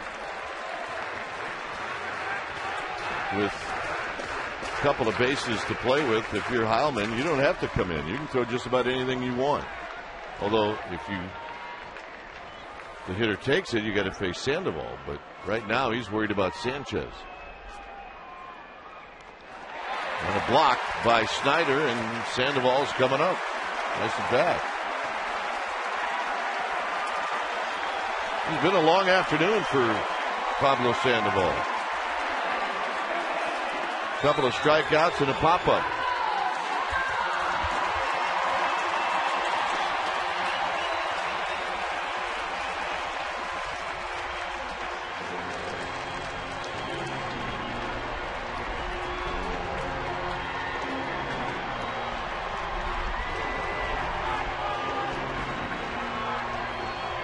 Giants have runners at the corners here in the seventh. They have not scored since the first inning.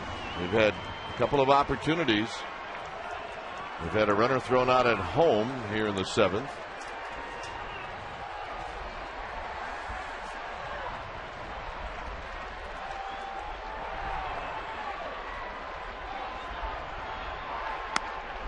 Sandoval takes a strike, and it's 0-1.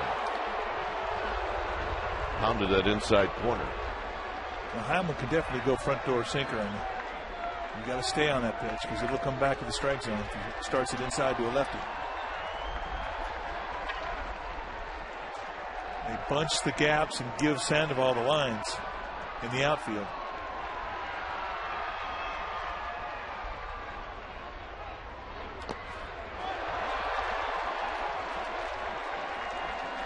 Snyder earning his pay here in the 7th. Ball in the dirt, especially a fastball or a split, very unpredictable. They're the hardest ones to block. And Snyder just does get his glove down to keep this one at home plate. There's nothing comfortable about where he's sitting in that catching position right now, catching Heilman.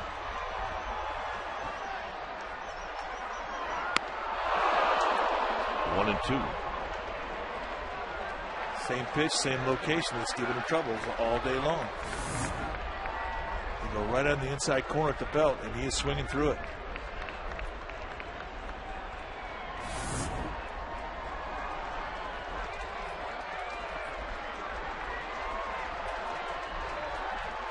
One-two pitch. Here it is to Sandoval, and it's high, 2-2. I mean, it's a lot to ask a guy who is sink and who makes a living down around the knees to elevate at the belt, but that's what they're asking Heilman to do against Sandoval.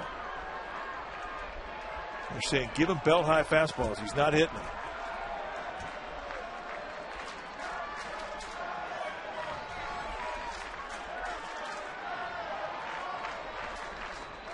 And the 2-2. Skied out of play.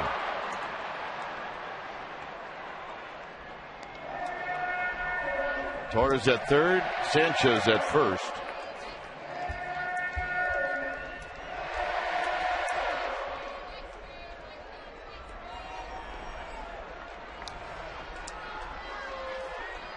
And a battle right now between Heilman and Sandoval, with the tying run at third.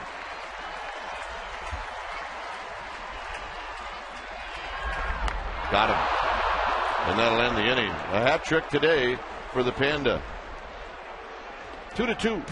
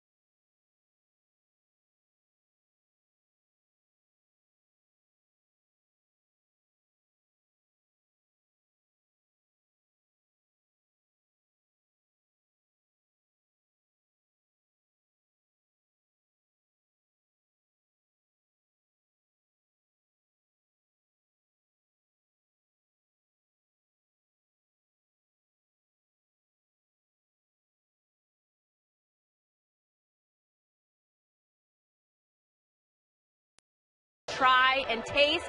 And SFG Productions has come out with some great vignettes. They're actually running up on the scoreboard while you're here at a game to find out what food to grab that day. It is called Grab of the Game, and it's hosted by Tyler Florence. He's a celebrity chef, and he's local to the Bay Area. And guys, I tell you, when you watch the feature on the board, you're going to want to go eat what Tyler tells you to eat.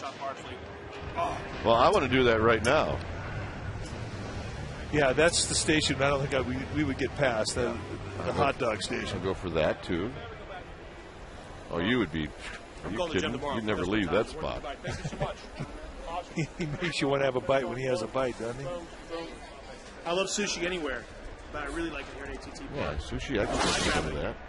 Here's Jeremy Affel facing Kelly Johnson. First pitch breaking ball, and it's 1 ball and no strikes. It has been a while for Jeremy Affel. It's a 2-2 ball game. Juan Uribe has come in to play shortstop. Ryan Rollinger is out. Affel last pitched 6 days ago. Well, he is not close in those first 2 pitches. There you see his body of work so far this year. 17 appearances, 3.12 ERA. He's had a good season. He went through a little rough spot with his command, but he fixed it. And of late, prior to him injuring his leg, he really had it going. Had knee-high command. He was getting a lot of ground balls. The curveball was live.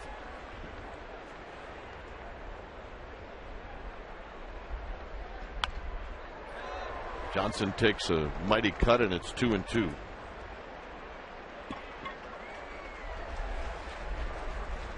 All right. Good man. Good job. Junior's got a ball. The old man's got a bud. 2 balls and 2 strikes. Can't beat that. Johnson squibs one.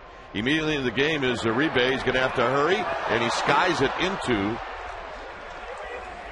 the Diamondbacks dugout. It'd be an infield hit and an error on Uribe. Well, that's almost unfair coming off the bench getting a play like that.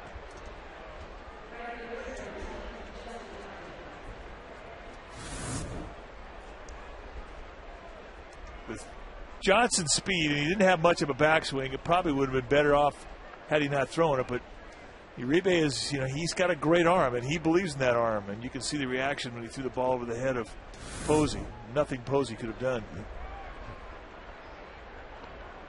Here's Upton.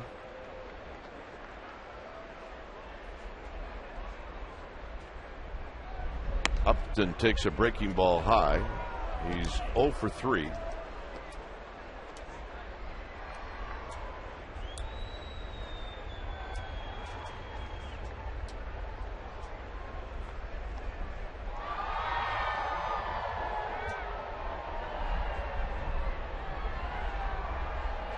Upton takes another pitch high.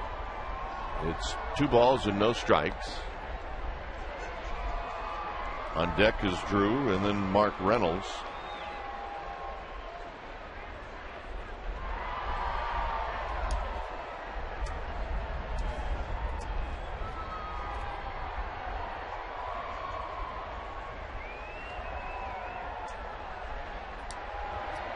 High again, and it's 3-0. Think about Affel. He needs that knee-high command to get that sink, to get that ground ball. A walk here, I don't think is the end of the world because of the ability of Affel to get a ground ball. He led the league in that category last year for relievers. And it is a walk. I agree with you. Well, tomorrow is Memorial Day. The Giants are going to take on the Rockies first at 3, and tomorrow is T-shirt day. First 20,000 fans are going to get a Giants SF flag T-shirt courtesy of Vasca. Go to sfgiants.com, check it out. Remember, with dynamic pricing, buy early, you will save large amounts of glue. That's right. It's not a trick. No. Ubaldo Jimenez, Tim Lincecum on the hill.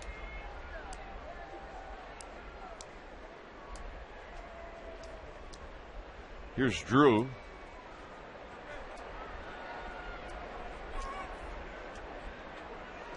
Drew squares around a bunt, and he lays down a good bunt. Affelt better hurry, and they get him. Yes. Well, Gary Cedarstrom, thank you for sharing. Unbelievable. Cedarstrom, the first base umpire, took a long time to give us this call. Affelt thought about third base a long time. And Posey doing a nice job of extending his foot to stay in contact with the bag.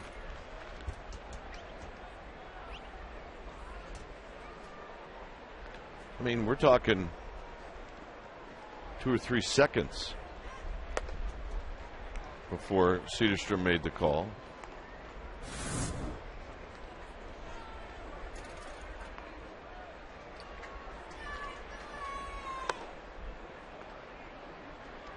So an intentional pass to Reynolds, and Adam LaRoche is going to hit. Now LaRoche had some good swings against Affelt in Arizona. He is 4 for 10 lifetime with a triple and a home run. Well, the other thing too is he has a good eye, and he is not going to come out of the strike zone early in the count and chase.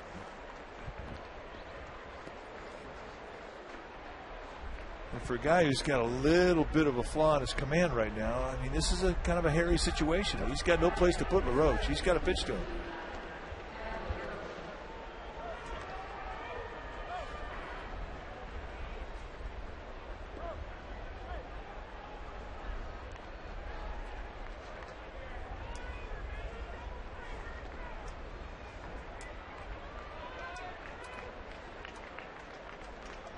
So Adam LaRoche, who's 1 for 2, a single and a walk, waiting on Affelt. And the first pitch is a breaking ball, not close, 1-0. I mean, if you're LaRoche, you see that, you almost eliminate that from what you think Affelt is going to throw you. I agree. I think he's going to sit on one pitch. He's going to sit on a fastball and hope he gets one up. Affelt has to find the knees right now to get that ground ball he's looking for. He threw it again, and it's 2-0.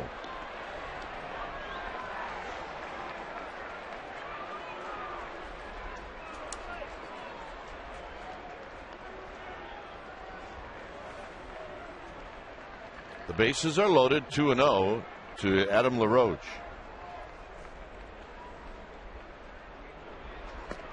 Three and 0.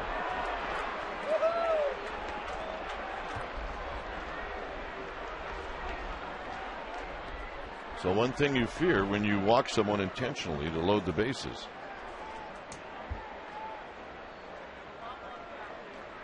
But LaRoche can come back.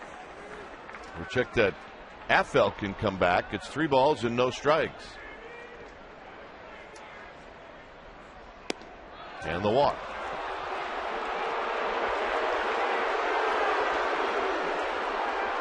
And Bruce Bochy's coming out.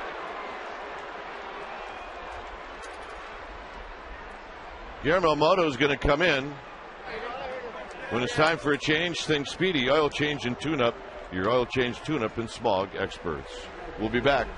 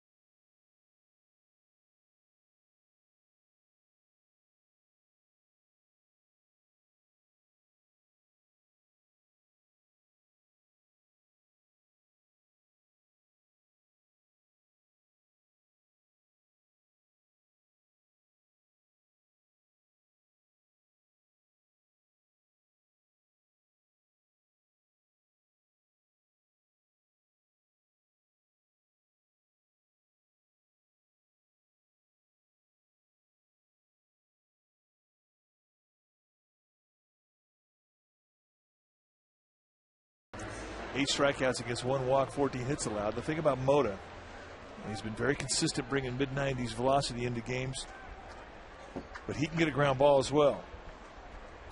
You pitch for a ground ball early. If you get to a 1-2, 0-2, then you take a shot at a strikeout.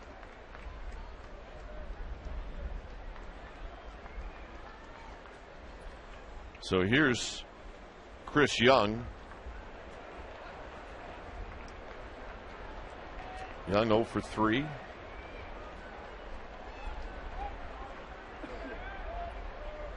And a strike, and it's 0-1. So that'll relax everybody a little bit.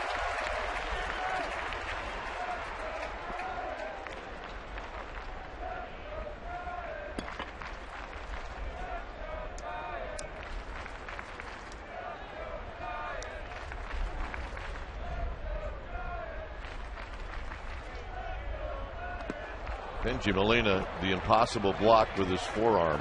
I have no idea how he did that. With his forearm. Mota with a slider way out in front. Watch how high this ball comes up.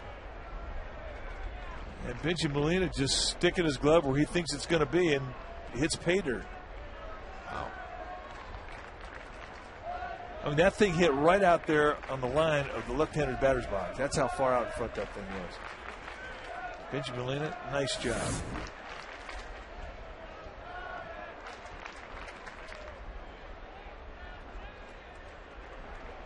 Outside, 2 balls and a strike.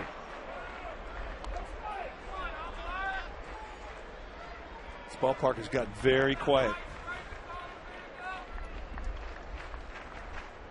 Inning started off with an infield hit and then a throw by Juan Uribe that ended up in the Diamondbacks dugout. So weirdness at the very beginning of the inning.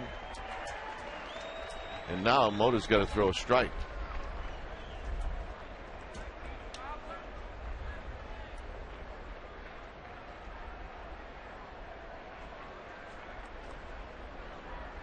And he doesn't, and it's 3-1. And those have been easy takes. I mean, after nailing down a strike one on the outside corner, he's been way off the plate. And for a guy like Young, who is a free swinger, and he will go out of the strike zone, just too easy a pitch to just spit on and stand there and take it.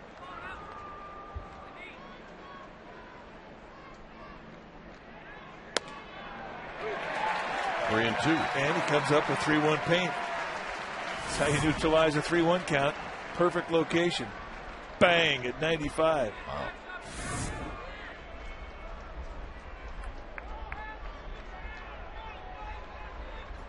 Three balls and 2 strikes. Mona has to come in. There's only 1 out. He does, and it's popped straight back and out of play.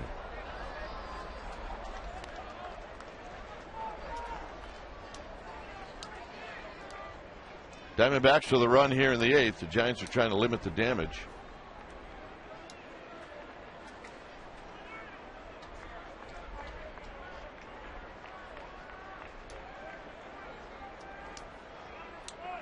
Upton at third, Reynolds at second, LaRoche at first.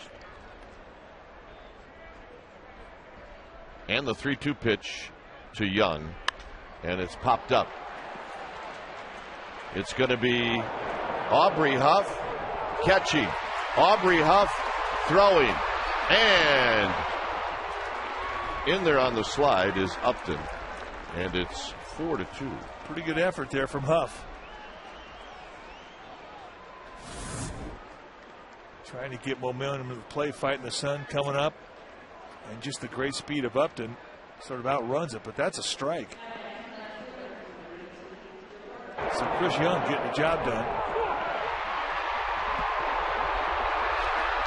For a guy who didn't play a whole lot of left field, that's pretty good fundamentals.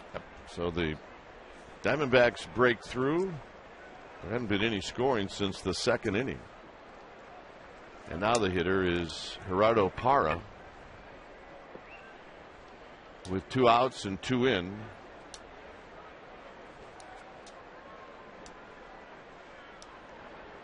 And the first pitch is high, 1 ball and no strikes.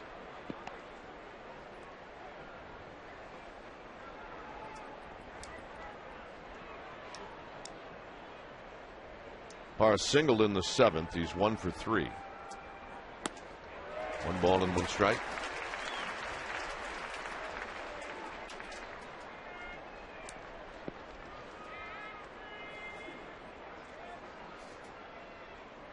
Dodgers beat the Rockies this afternoon in Colorado 4-3. Nationals and Padres are tied 2-2. That game is in the 8th inning. Slowly hit to Buster Posey. Side retired. Giants have work to do. They trail by 2. It'll be Aubrey Huff to lead things off.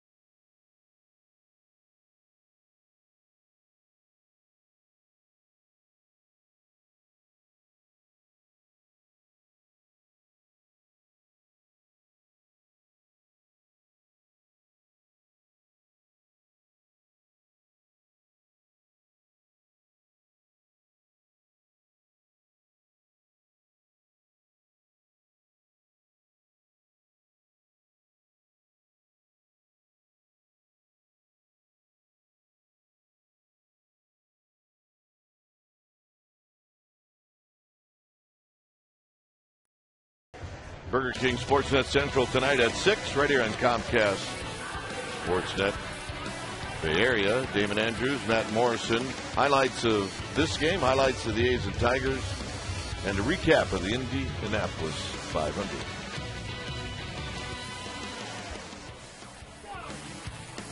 Here's Aubrey Huff. Huff, Molina, Posey.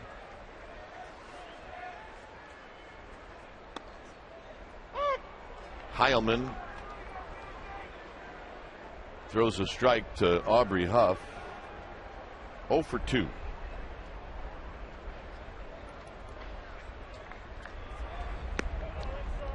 Heilman pitched the 7th inning, threw a lot of pitches. This will be pitch number 25.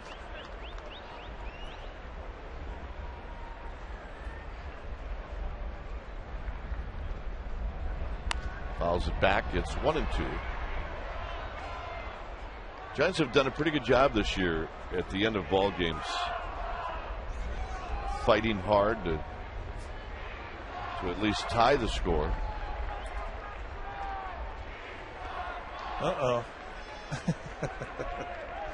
Het games. 1-2 to Aubrey Huff. Huff fights it off. It's Benny's camera, and it stays 1-2. There's Dave Binzer, veteran cameraman, and when I say veteran, that's no exaggeration. Comcast has one rule about cameramen. What's that? Better to hit the cameraman than the camera.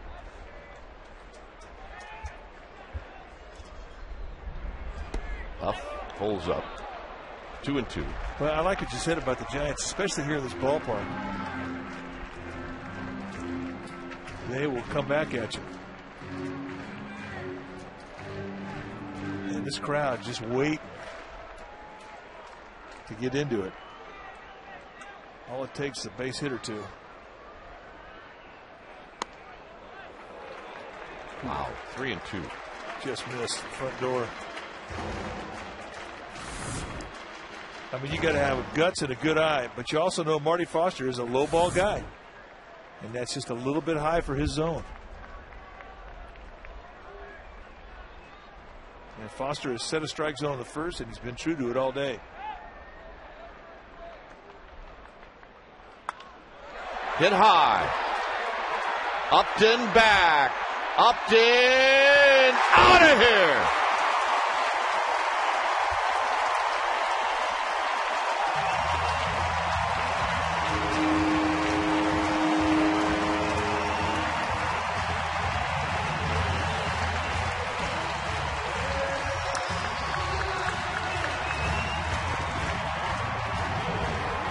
Home run number 6 on the year for Aubrey Huff. Now he got a second life on a close pitch called, and with a 2-run lead, Heimland's going to challenge, and that was a good pitch. I mean, Huff just goes down there and digs it out, bent armed, and that's the igniter swing of the bat that the Giants were looking for. Right there in JT Snow country. Benji Molina takes a pitch outside, 1 ball and no strikes. 6 home runs this year for Huff, and every one of them he's hit here.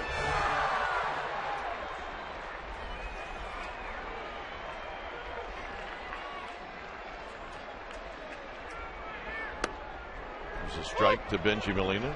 Buster Posey to follow. That's an impressive home run for Huff, given to where the location of the pitch was. That was not a hanger. That's exactly where Heimland wanted to throw it. Right there, inside corner, let that movement come back to the plate.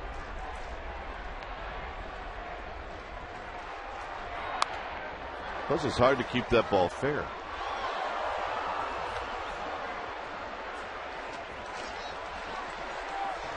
There's JT Snow country. Right there on the rooftop of the right field. If it hits the tin, it's gone.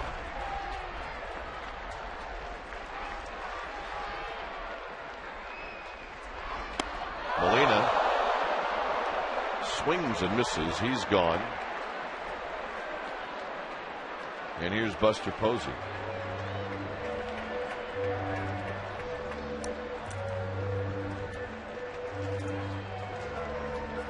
Buster Posey, 2 doubles and a single. He's 3 for 3.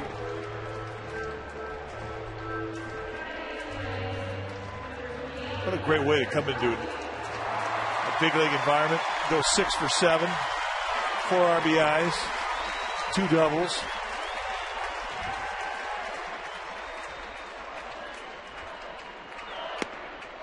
At the knees, and it's 0-1.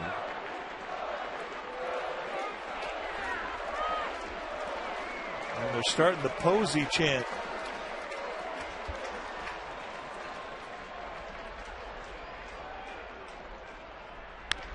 Pulls this one on the ground to Reynolds. 2 outs here in the 8th. And here's Nate Scherholz.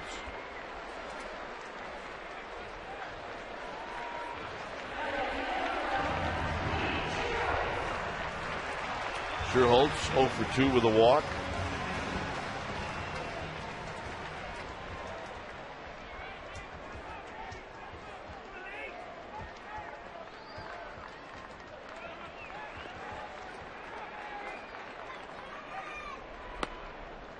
And a strike. No balls and 1 strike.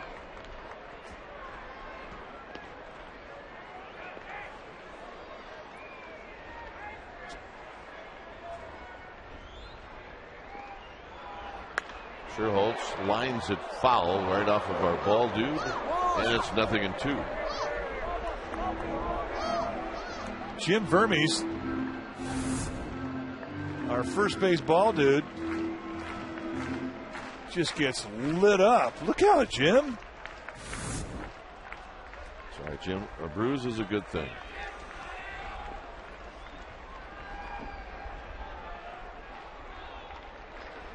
Scherholz lifts one to left in the park. Side retired.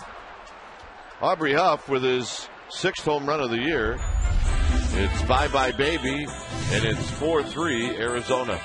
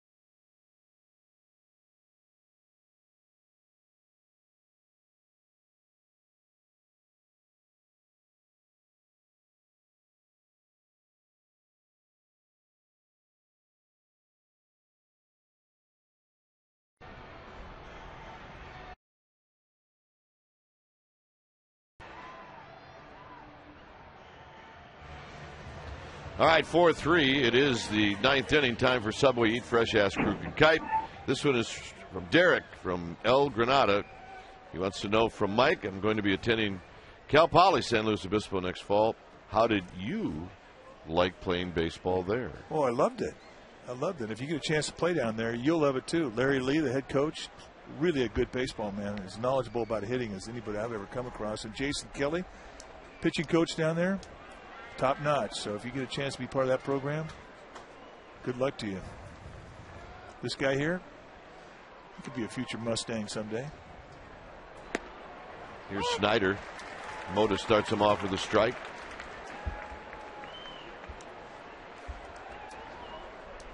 A home run in the 2nd inning to the opposite field. And he takes low on deck. Oh, yeah. Sticky hands. Fix me, clean me now. Or I'm going to rub my hair. 1-1 pitch to Snyder. Bouncing ball to Sandoval. Sandoval picks it and throws it. Now, how does he do that? How does he catch a ground ball, blow a bubble, then make the throw all at the same time? I think he's so used to doing it. All right, catches the ball. Now watch the bubble. Here we go. There it is. It's almost like a timing mechanism. Now, do you wonder why he's the most popular player amongst our fans in grammar school? They love the Panda. Well, great nickname, great personality.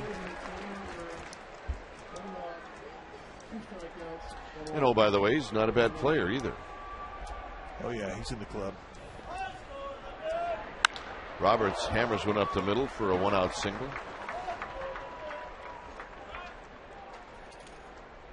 And now it's Kelly Johnson that's going to hit.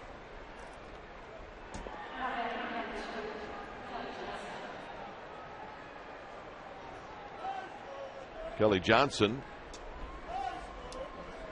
has been on base 4 times. He's got 3 hits, 2 of them infield hits.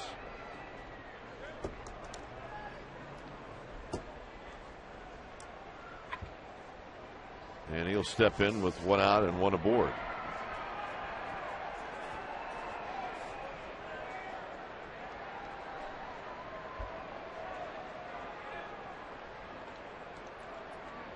Snap throw. Roberts is back.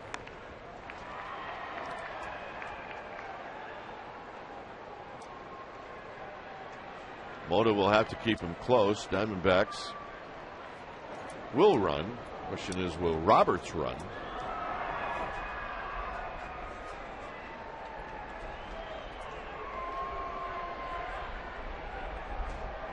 Base hit to right field. Sherholtz will keep. Now they've got Roberts in a rundown, and he's out, and the throw to second is a little late.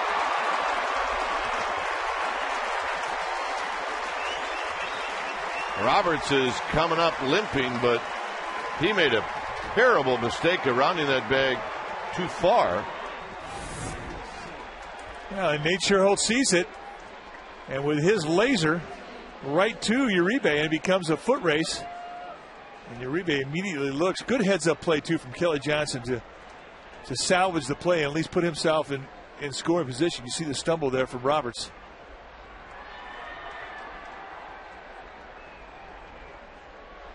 Boy, Nate Sherholtz has got a gun, folks, and it is accurate. It is very accurate. Here's Upton. Upton takes a pitch a bit high.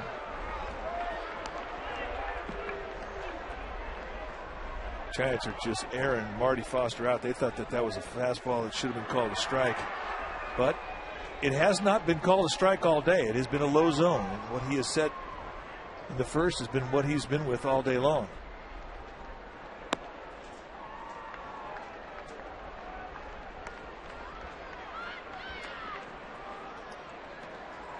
It's 2-0 to Upton.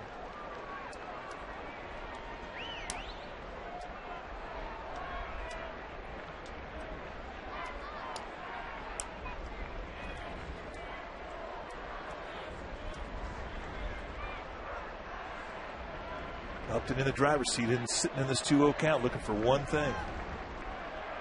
A mistake to location with a fastball. And he gets the call. It's 2 balls and 1 strike. And with the first base open, Guillermo Mota wisely staying away from that predictable fastball count. Throwing a little slider, nailing down that outside location.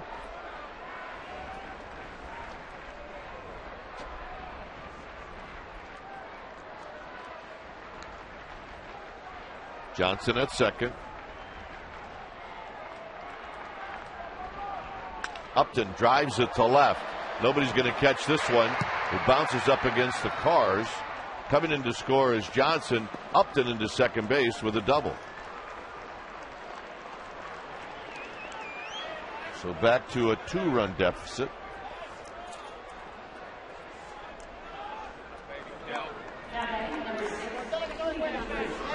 And that'll bring up Stephen Drew.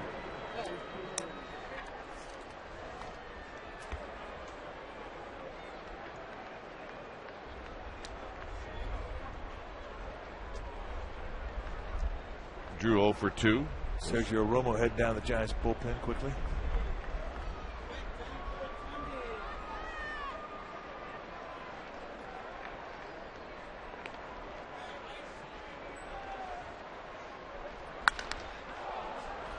Hit off the end of the bat out to Nate Scherholtz. Side retired. A run on 3 hits. 5-3 Diamondbacks.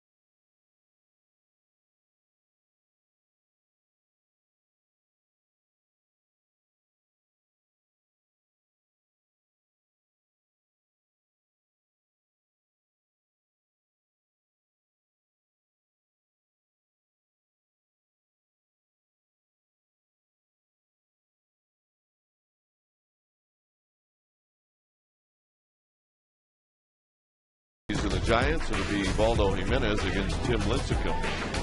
Pre-game live will start at 12:30. Special Memorial Day broadcast. Check out the numbers. Mighty impressive. How about that? A lot of strikeouts, a lot of swing and miss. Not two guys you're going to see a lot of hard contact with. Look at those opponents' batting averages. Lincecum with 205, Jimenez 176. So it figures to be a duel between these two young right-handers.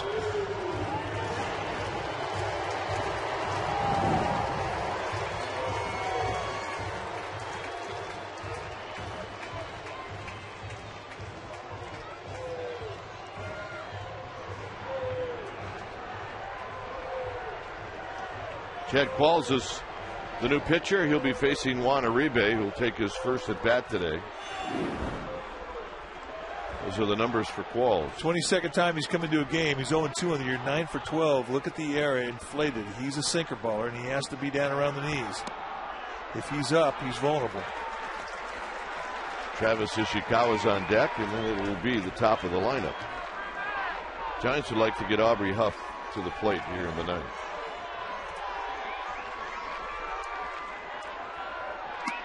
There's a strike.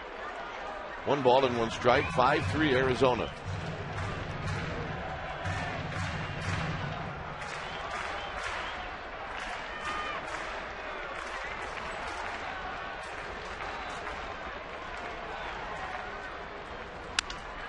Get on the ground on one hop to Reynolds. And LaRoche digs it out. 1 out. That was not an easy dig out by LaRoche. That was a nice play. Here's Ishikawa. A lot of time. He kind of pulls it down. I'm sure LaRoche watched it into his glove. He's just kind of swiped at it. Found himself a goal watch.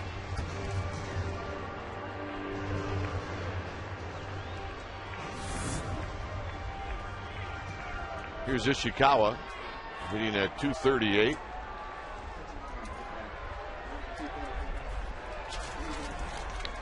It is rally cap time. Ishikawa pounds it off his foot. And it's 0-1.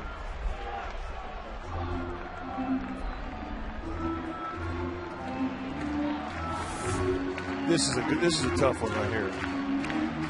Right on the side of the foot. And you do not want to even put weight on it, let alone taking it back major league level in front of 40,000 people.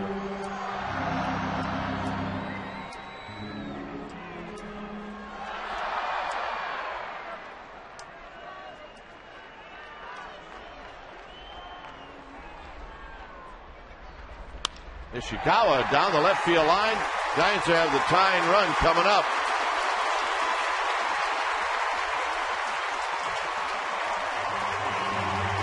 Nice going, Travis Ishikawa. Beautiful at bat with the movement from the fastball for Qualls. It's going to be a movement that runs away from the left. You can't try and pull him, especially in the outside corner. He goes right with the location, inside out. Head stayed nice and still. Textbook perfect, and there's a double with 1 out.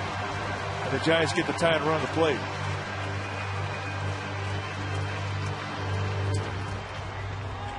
Here's Andres Torres.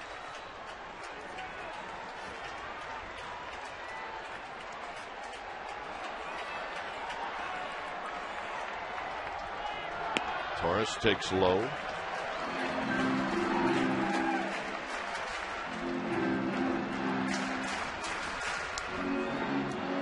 Torres got a little pop.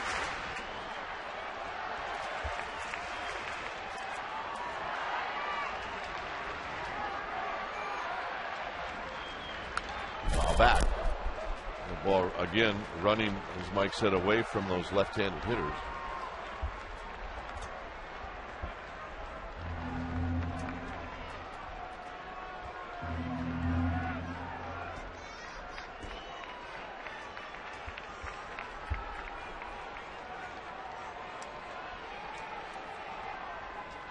One ball and 1 strike to Andres Torres.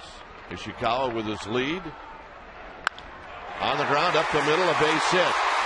Ishikawa was breaking back. He will move over to third, and now the Giants with runners at first and third with 1 out.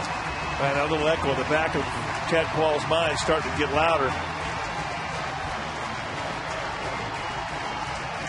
That little echo saying, this is not good. He's hearing footsteps.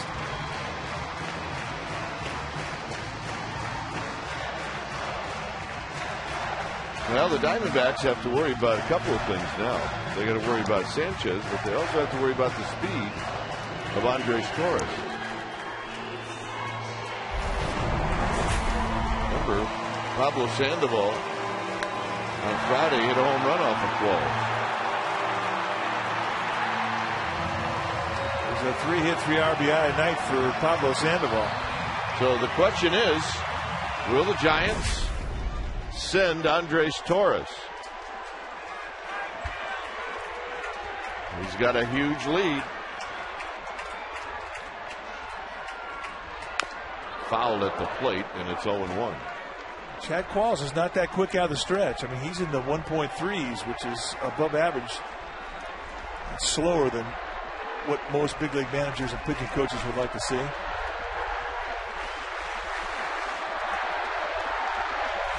I mean, you risk a lot by sending him, but the reward could be huge.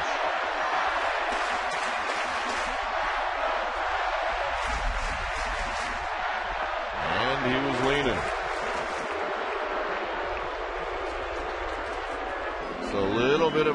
by Torres. There's that lean you're talking about.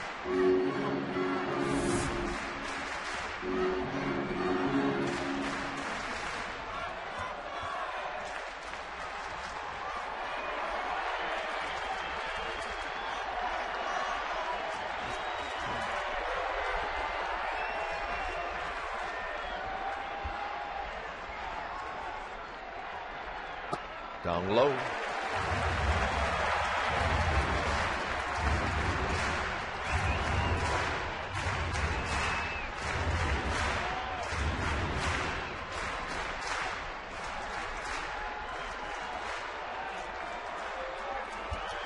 Two-run lead for Arizona. The Qualls keeping an eye on the speedy Andres Torres. Torres, by the way, with 3 singles in this game.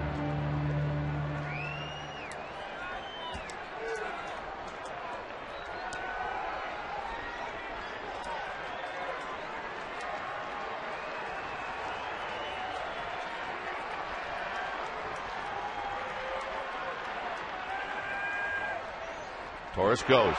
Swinging a bouncing ball, base hit right field. Torres is going to head over to third. It's a 5-4 ball game, Freddie Sanchez. And that is what Freddie Sanchez does. He's a great opposite field hitter. You pull a second baseman to cover on a steal, and he is going to burn you.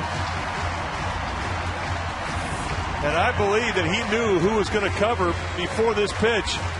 Just a great inside-out hack. Take advantage of the open side. And the Giants are 90 feet away from tying this bad boy up. That's the big leagues right there, folks. And Torres wisely took a peek to see what Sanchez had done. Otherwise, you get all caught up and not know where the ball is. But he did take a peek.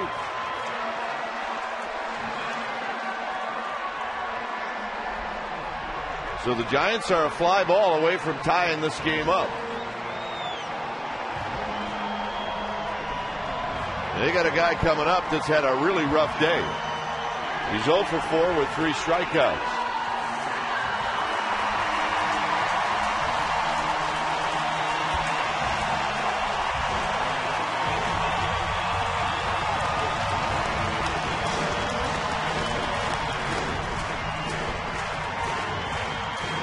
Torres is at third. Sanchez is at first.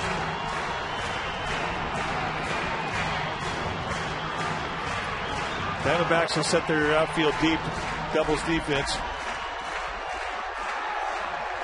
They'll play the infield up the middle for 2.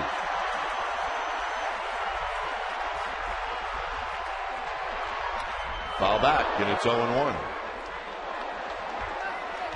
Still, they're staying hard right there. They're just trying to get that ball at the belt. It's not an easy pitch for the Qualls to throw that ball at the belt because of his sink.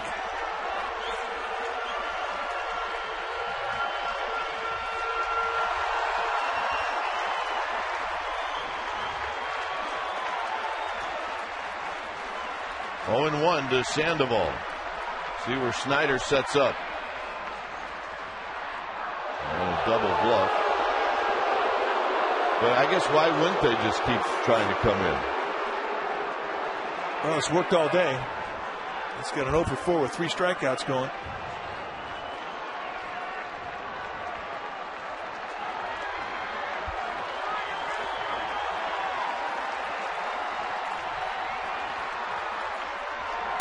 On the ground, backhand. They go to second for 1. The throw to first, not in time. This game is tied. And really a terrific play by Reynolds to get one. That was a rocket off the bat of Sandoval, and you're right. You can't hit a ground ball any harder than this. And Reynolds, who's playing way off the line, didn't have much time to go to his right. From his knees, throws a strike. And then Kelly Johnson tries to make something out of nothing. He didn't have much time to get to the bag. So we got a brand new ball game, folks. Well, I said at the beginning of this inning, the Giants' goal is to get Huff up this inning. And he takes low. I'm not sure that they were all screaming in the dugout, let's get Huff up this inning. I thought you made a good point. There was something to shoot for. 1-0 to Aubrey Huff. Huff, base hit, right field. Sandoval stops, and Benji Molina's got a crack. That's sending everybody home. And Benji Molina has had great lifetime success against Chad Qualls. He loves hitting off sinker ballers, and that's exactly what Qualls is.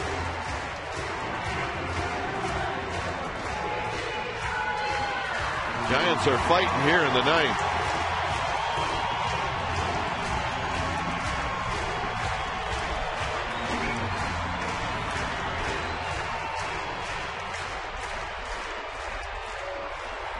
There you see against Qualls, 4 for 7 lifetime with a big fly.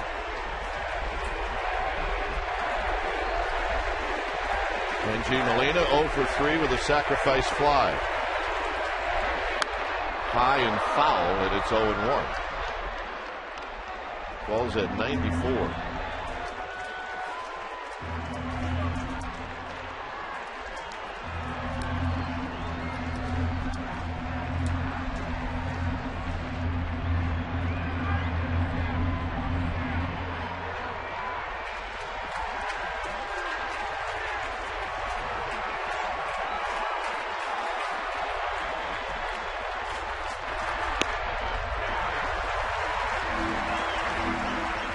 Ball and 1 strike.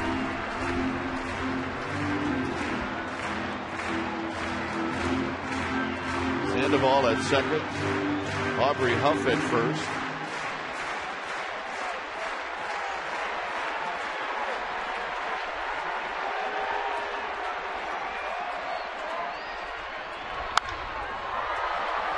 That'll be a souvenir down the right field line. It's 1-2.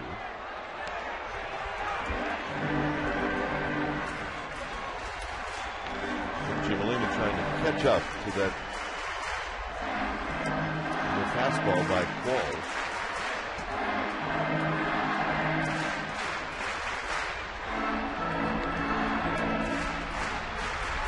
Buster Posey watching from the on-deck circle.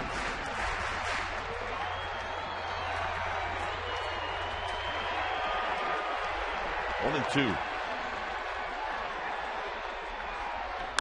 Out of play. Ooh, good pitch by Qualls. Wow.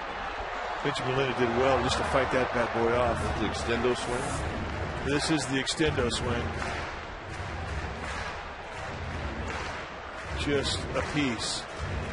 And he will live to see another day. Well, Snyder really setting up off the plate. Which I'm sure that they're probably going to do it again unless they think they can come in. Little pop-up that's going to be out of play. He hit that ball about 4 inches above his thumbs. He didn't break his back. He's checking his wood. This thing comes right in on him.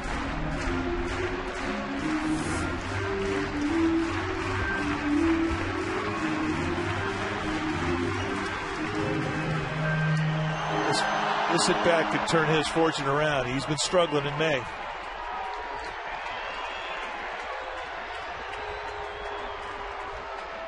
One and two.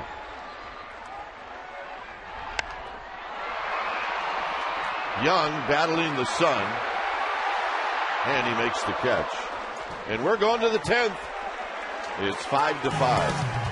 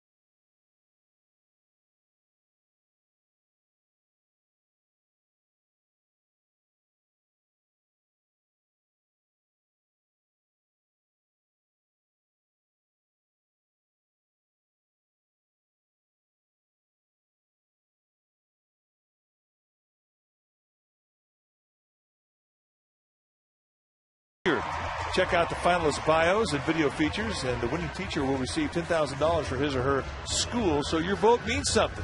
So go to CSN Bay Area and select an all-star teacher for 2010.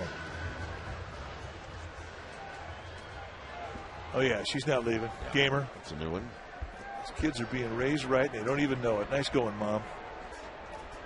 Here's Wilson facing Mark Reynolds. Breaking ball, 1 ball and no strikes. All knotted up, 5-5. Eli Whiteside is now behind the dish.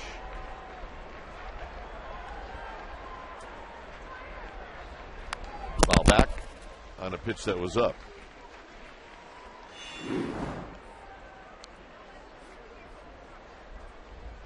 Wilson in his 19th game.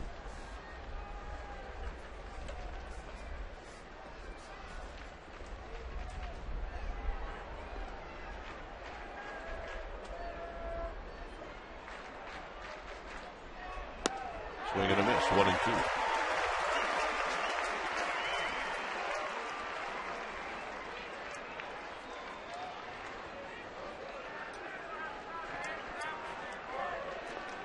Ryan Wilson, a physical pitcher. I mean, he is going to come at you with high velocity. He's got a breaking ball that goes 88 to 92. See you later. And that was it. And it freezes Reynolds.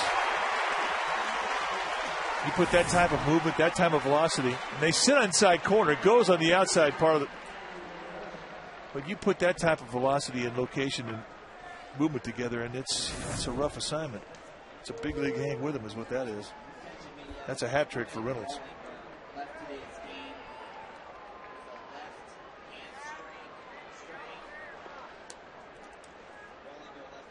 Here's LaRoche, who takes the strike. So we were really off on Ryan Rollinger's injury. It was a hamstring strain. Yeah, we had theorized it was a shoulder. But indeed, a hamstring, and I think that's good news. Yeah, absolutely. LaRoche takes another strike. Takes a walk. I don't think he's very enthusiastic about the last 2 pitches that were called, but hey, if you've been watching the game, that's been Marty Foster's zone all day.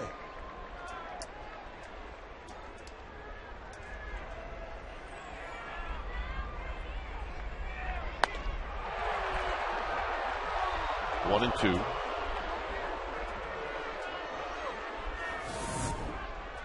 This is the play we're talking about. But it may have happened halfway down the line. Yeah.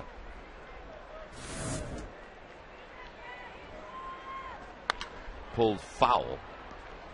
Buster Posey guarding the line.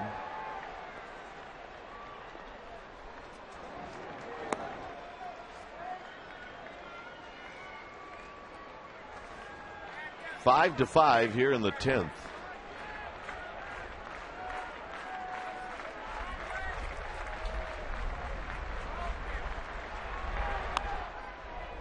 Adam LaRoche with a swing and a foul straight back.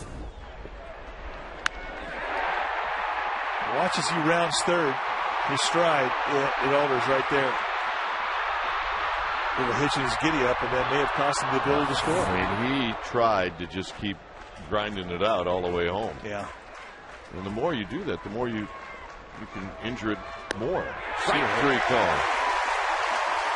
What a beautiful pitch from Brian Wilson. And that guy was digging it. Just 97 at the knees, between the knees, hit the glove, didn't move the glove. And this guy says to LaRoche, grab some pie and meat.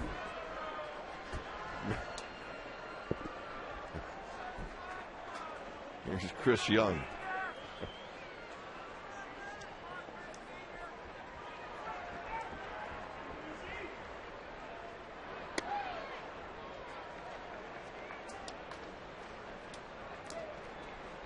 Chris Young, a sacrifice fly in the 8th. He's 0 for 3.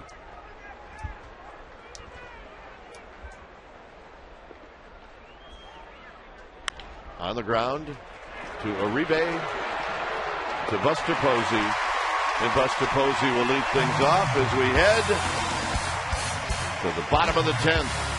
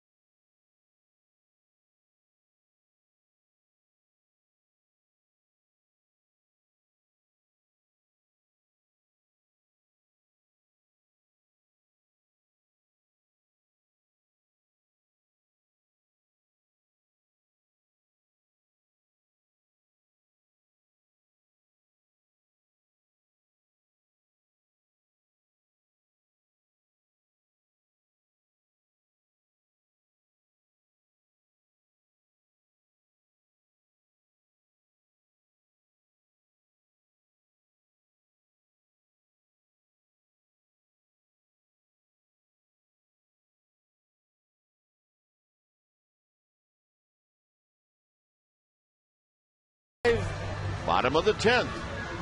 It has been a day where the Giants defense has saved the Giants some runs. Vinci Molina with a strike. Throw down Kelly Johnson. And Kelly Johnson again victimized, this time by Freddie Sanchez. And then Nate Sherholtz putting on a clinic with his arm twice. And here, a little bit of a overrun. Roberts falls down. That's all the window that Sherholtz needs with that gun of his. It has been a beautiful game defensively played today by the Giants. So it's Carlos Rosa coming into the game. Since he's been activated, called up, he has been in 6 games. He's got a fastball that he'll 2 and 4 seam. Pretty good changeup and a little nickel slider. Well, his changeup is, I think, his best pitch. Strike you out with. Here's Buster Posey. Posey pops this one back and out of play. Maybe the first time that Posey in all of his at-bats has swung at the first pitch. Well, I think he knows Rosa. Rosa at the AAA level. The AAA affiliate is in Reno. And Fresno Grizzlies have played the Reno Aces, and I'm sure that these two have met. Posey on the ground. Reynolds playing on the line will make the play, 1 out. And that'll bring up Nate Sherholtz.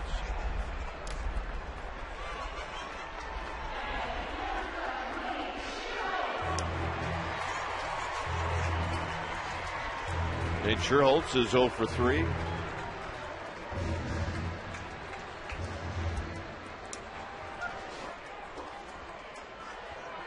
$41,394 here at the park. Sherholtz looks at a belt tie strike, and it's 0-1.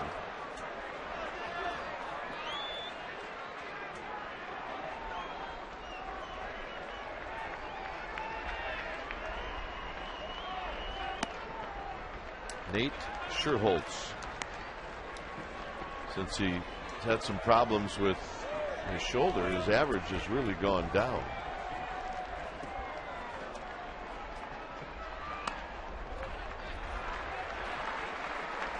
Sherholtz now 2 for his last 24.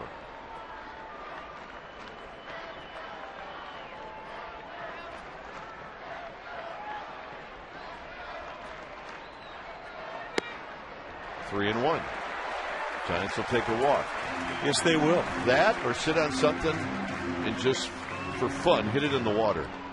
I'm in on that. He's got the power to do it.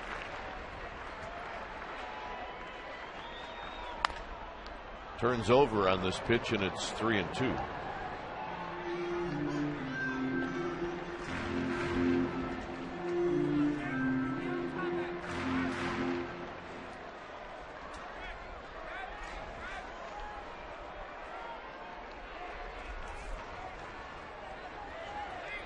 Three and two with Uribe to follow.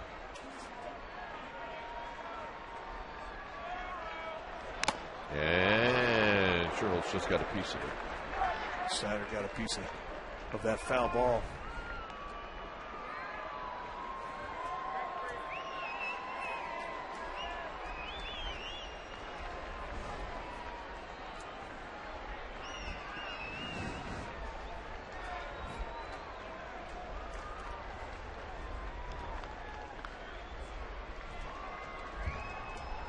Sherholtz now steps back in, plants that left foot on the back line, slightly open stance. It's 3-2. And he got him with a high fastball. They may have gone after ball 4 there. 3-2. Willis is just going to throw a fastball, and every once in a while you got to get lucky as a pitcher, I guess, but it's not an at bat that Sherholtz is going to be too happy with.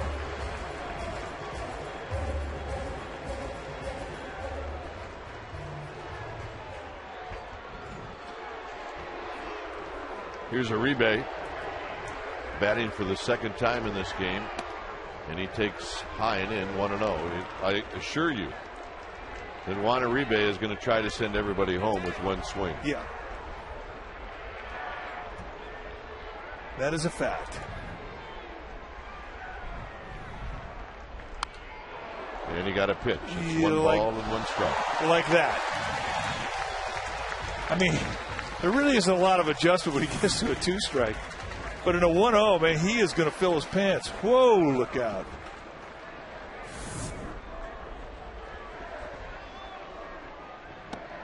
One and two. And again.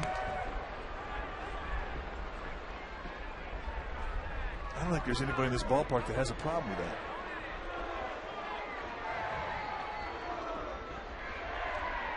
Eli Whiteside is on deck.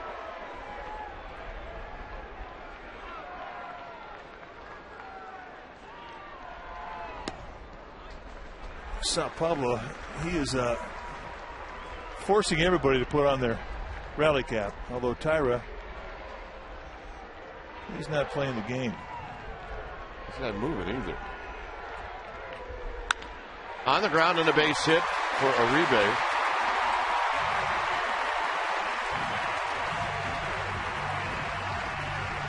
And here's Eli Whiteside. Whiteside batting for the first time.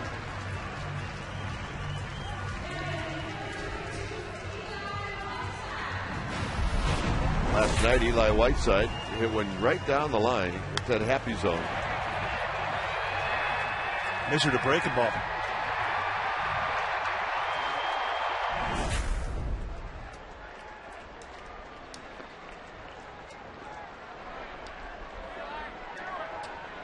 Uribe, the winning run, and Whiteside takes high.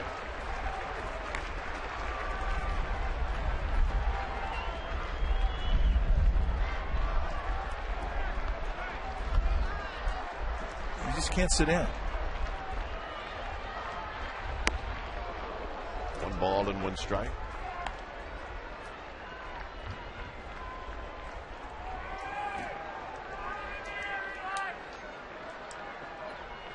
I mean, they're playing deep in doubles defense in the outfield. 1-2. Right at Whiteside. Time to turn it up just a little bit. Or shorten it up just a little bit.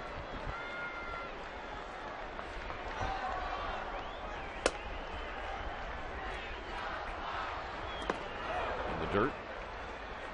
No swing. 2-2.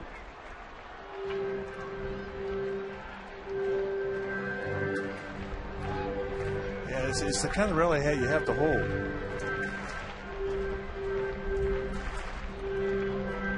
2-2. Emmanuel Burris. He's getting closer to going on, doing a little rehab. Side fouls it back.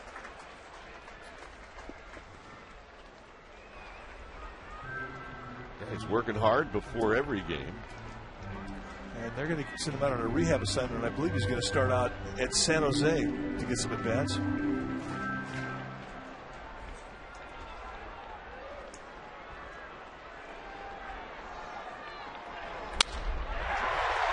And a base hit over the leaping Drew. Uribe is headed for 3. And Whiteside comes through with a little flare. And again, the Giants have that winning run 90 feet away for Andres Torres. And again, it's good two-strike hitting. With 2 outs, it was Uribe that started it off. And here, Whiteside follows suit. And that's not a hanger either from Rosa. Just in a protect mode, put it into play, and comes up with a fang.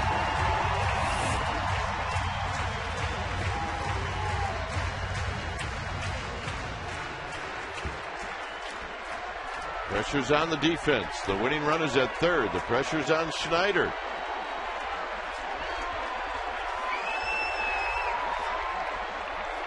Somebody has called timeout. Now the Diamondbacks are going to play their first baseman Adam LaRoche off the bag with a runner first.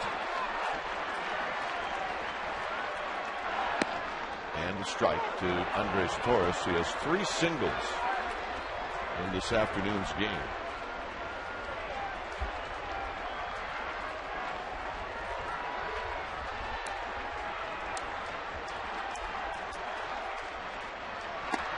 Up high. 1 ball and 1 strike.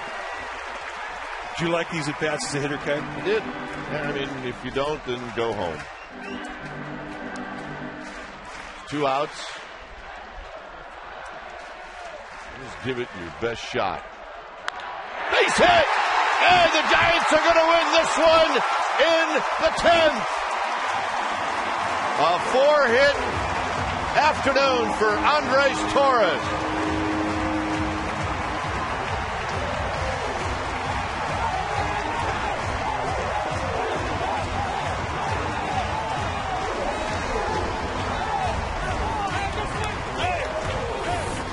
Andres Torres in a 1-1 count, a little change up, the best pitch of Rosa, and he just goes down and pokes it into right field. A 4-hit day, and he sends everybody home happy. And the reaction from the Giants bench, celebration time, led by the Panda. Well, they had 2 outs and nobody on in the 10th inning. Uribe a single, Whiteside a single, and Torres a single. And everybody is going to go home happy. Yeah, it's been a good homestand. They've won 5 out of the first 6, and they're ready for a red-hot Rockies team coming in tomorrow.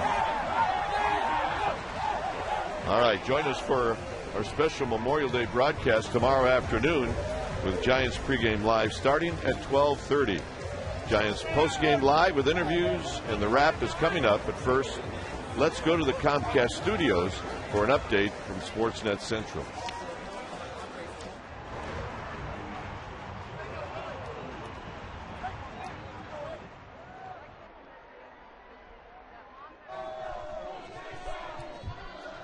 Yes. Okay.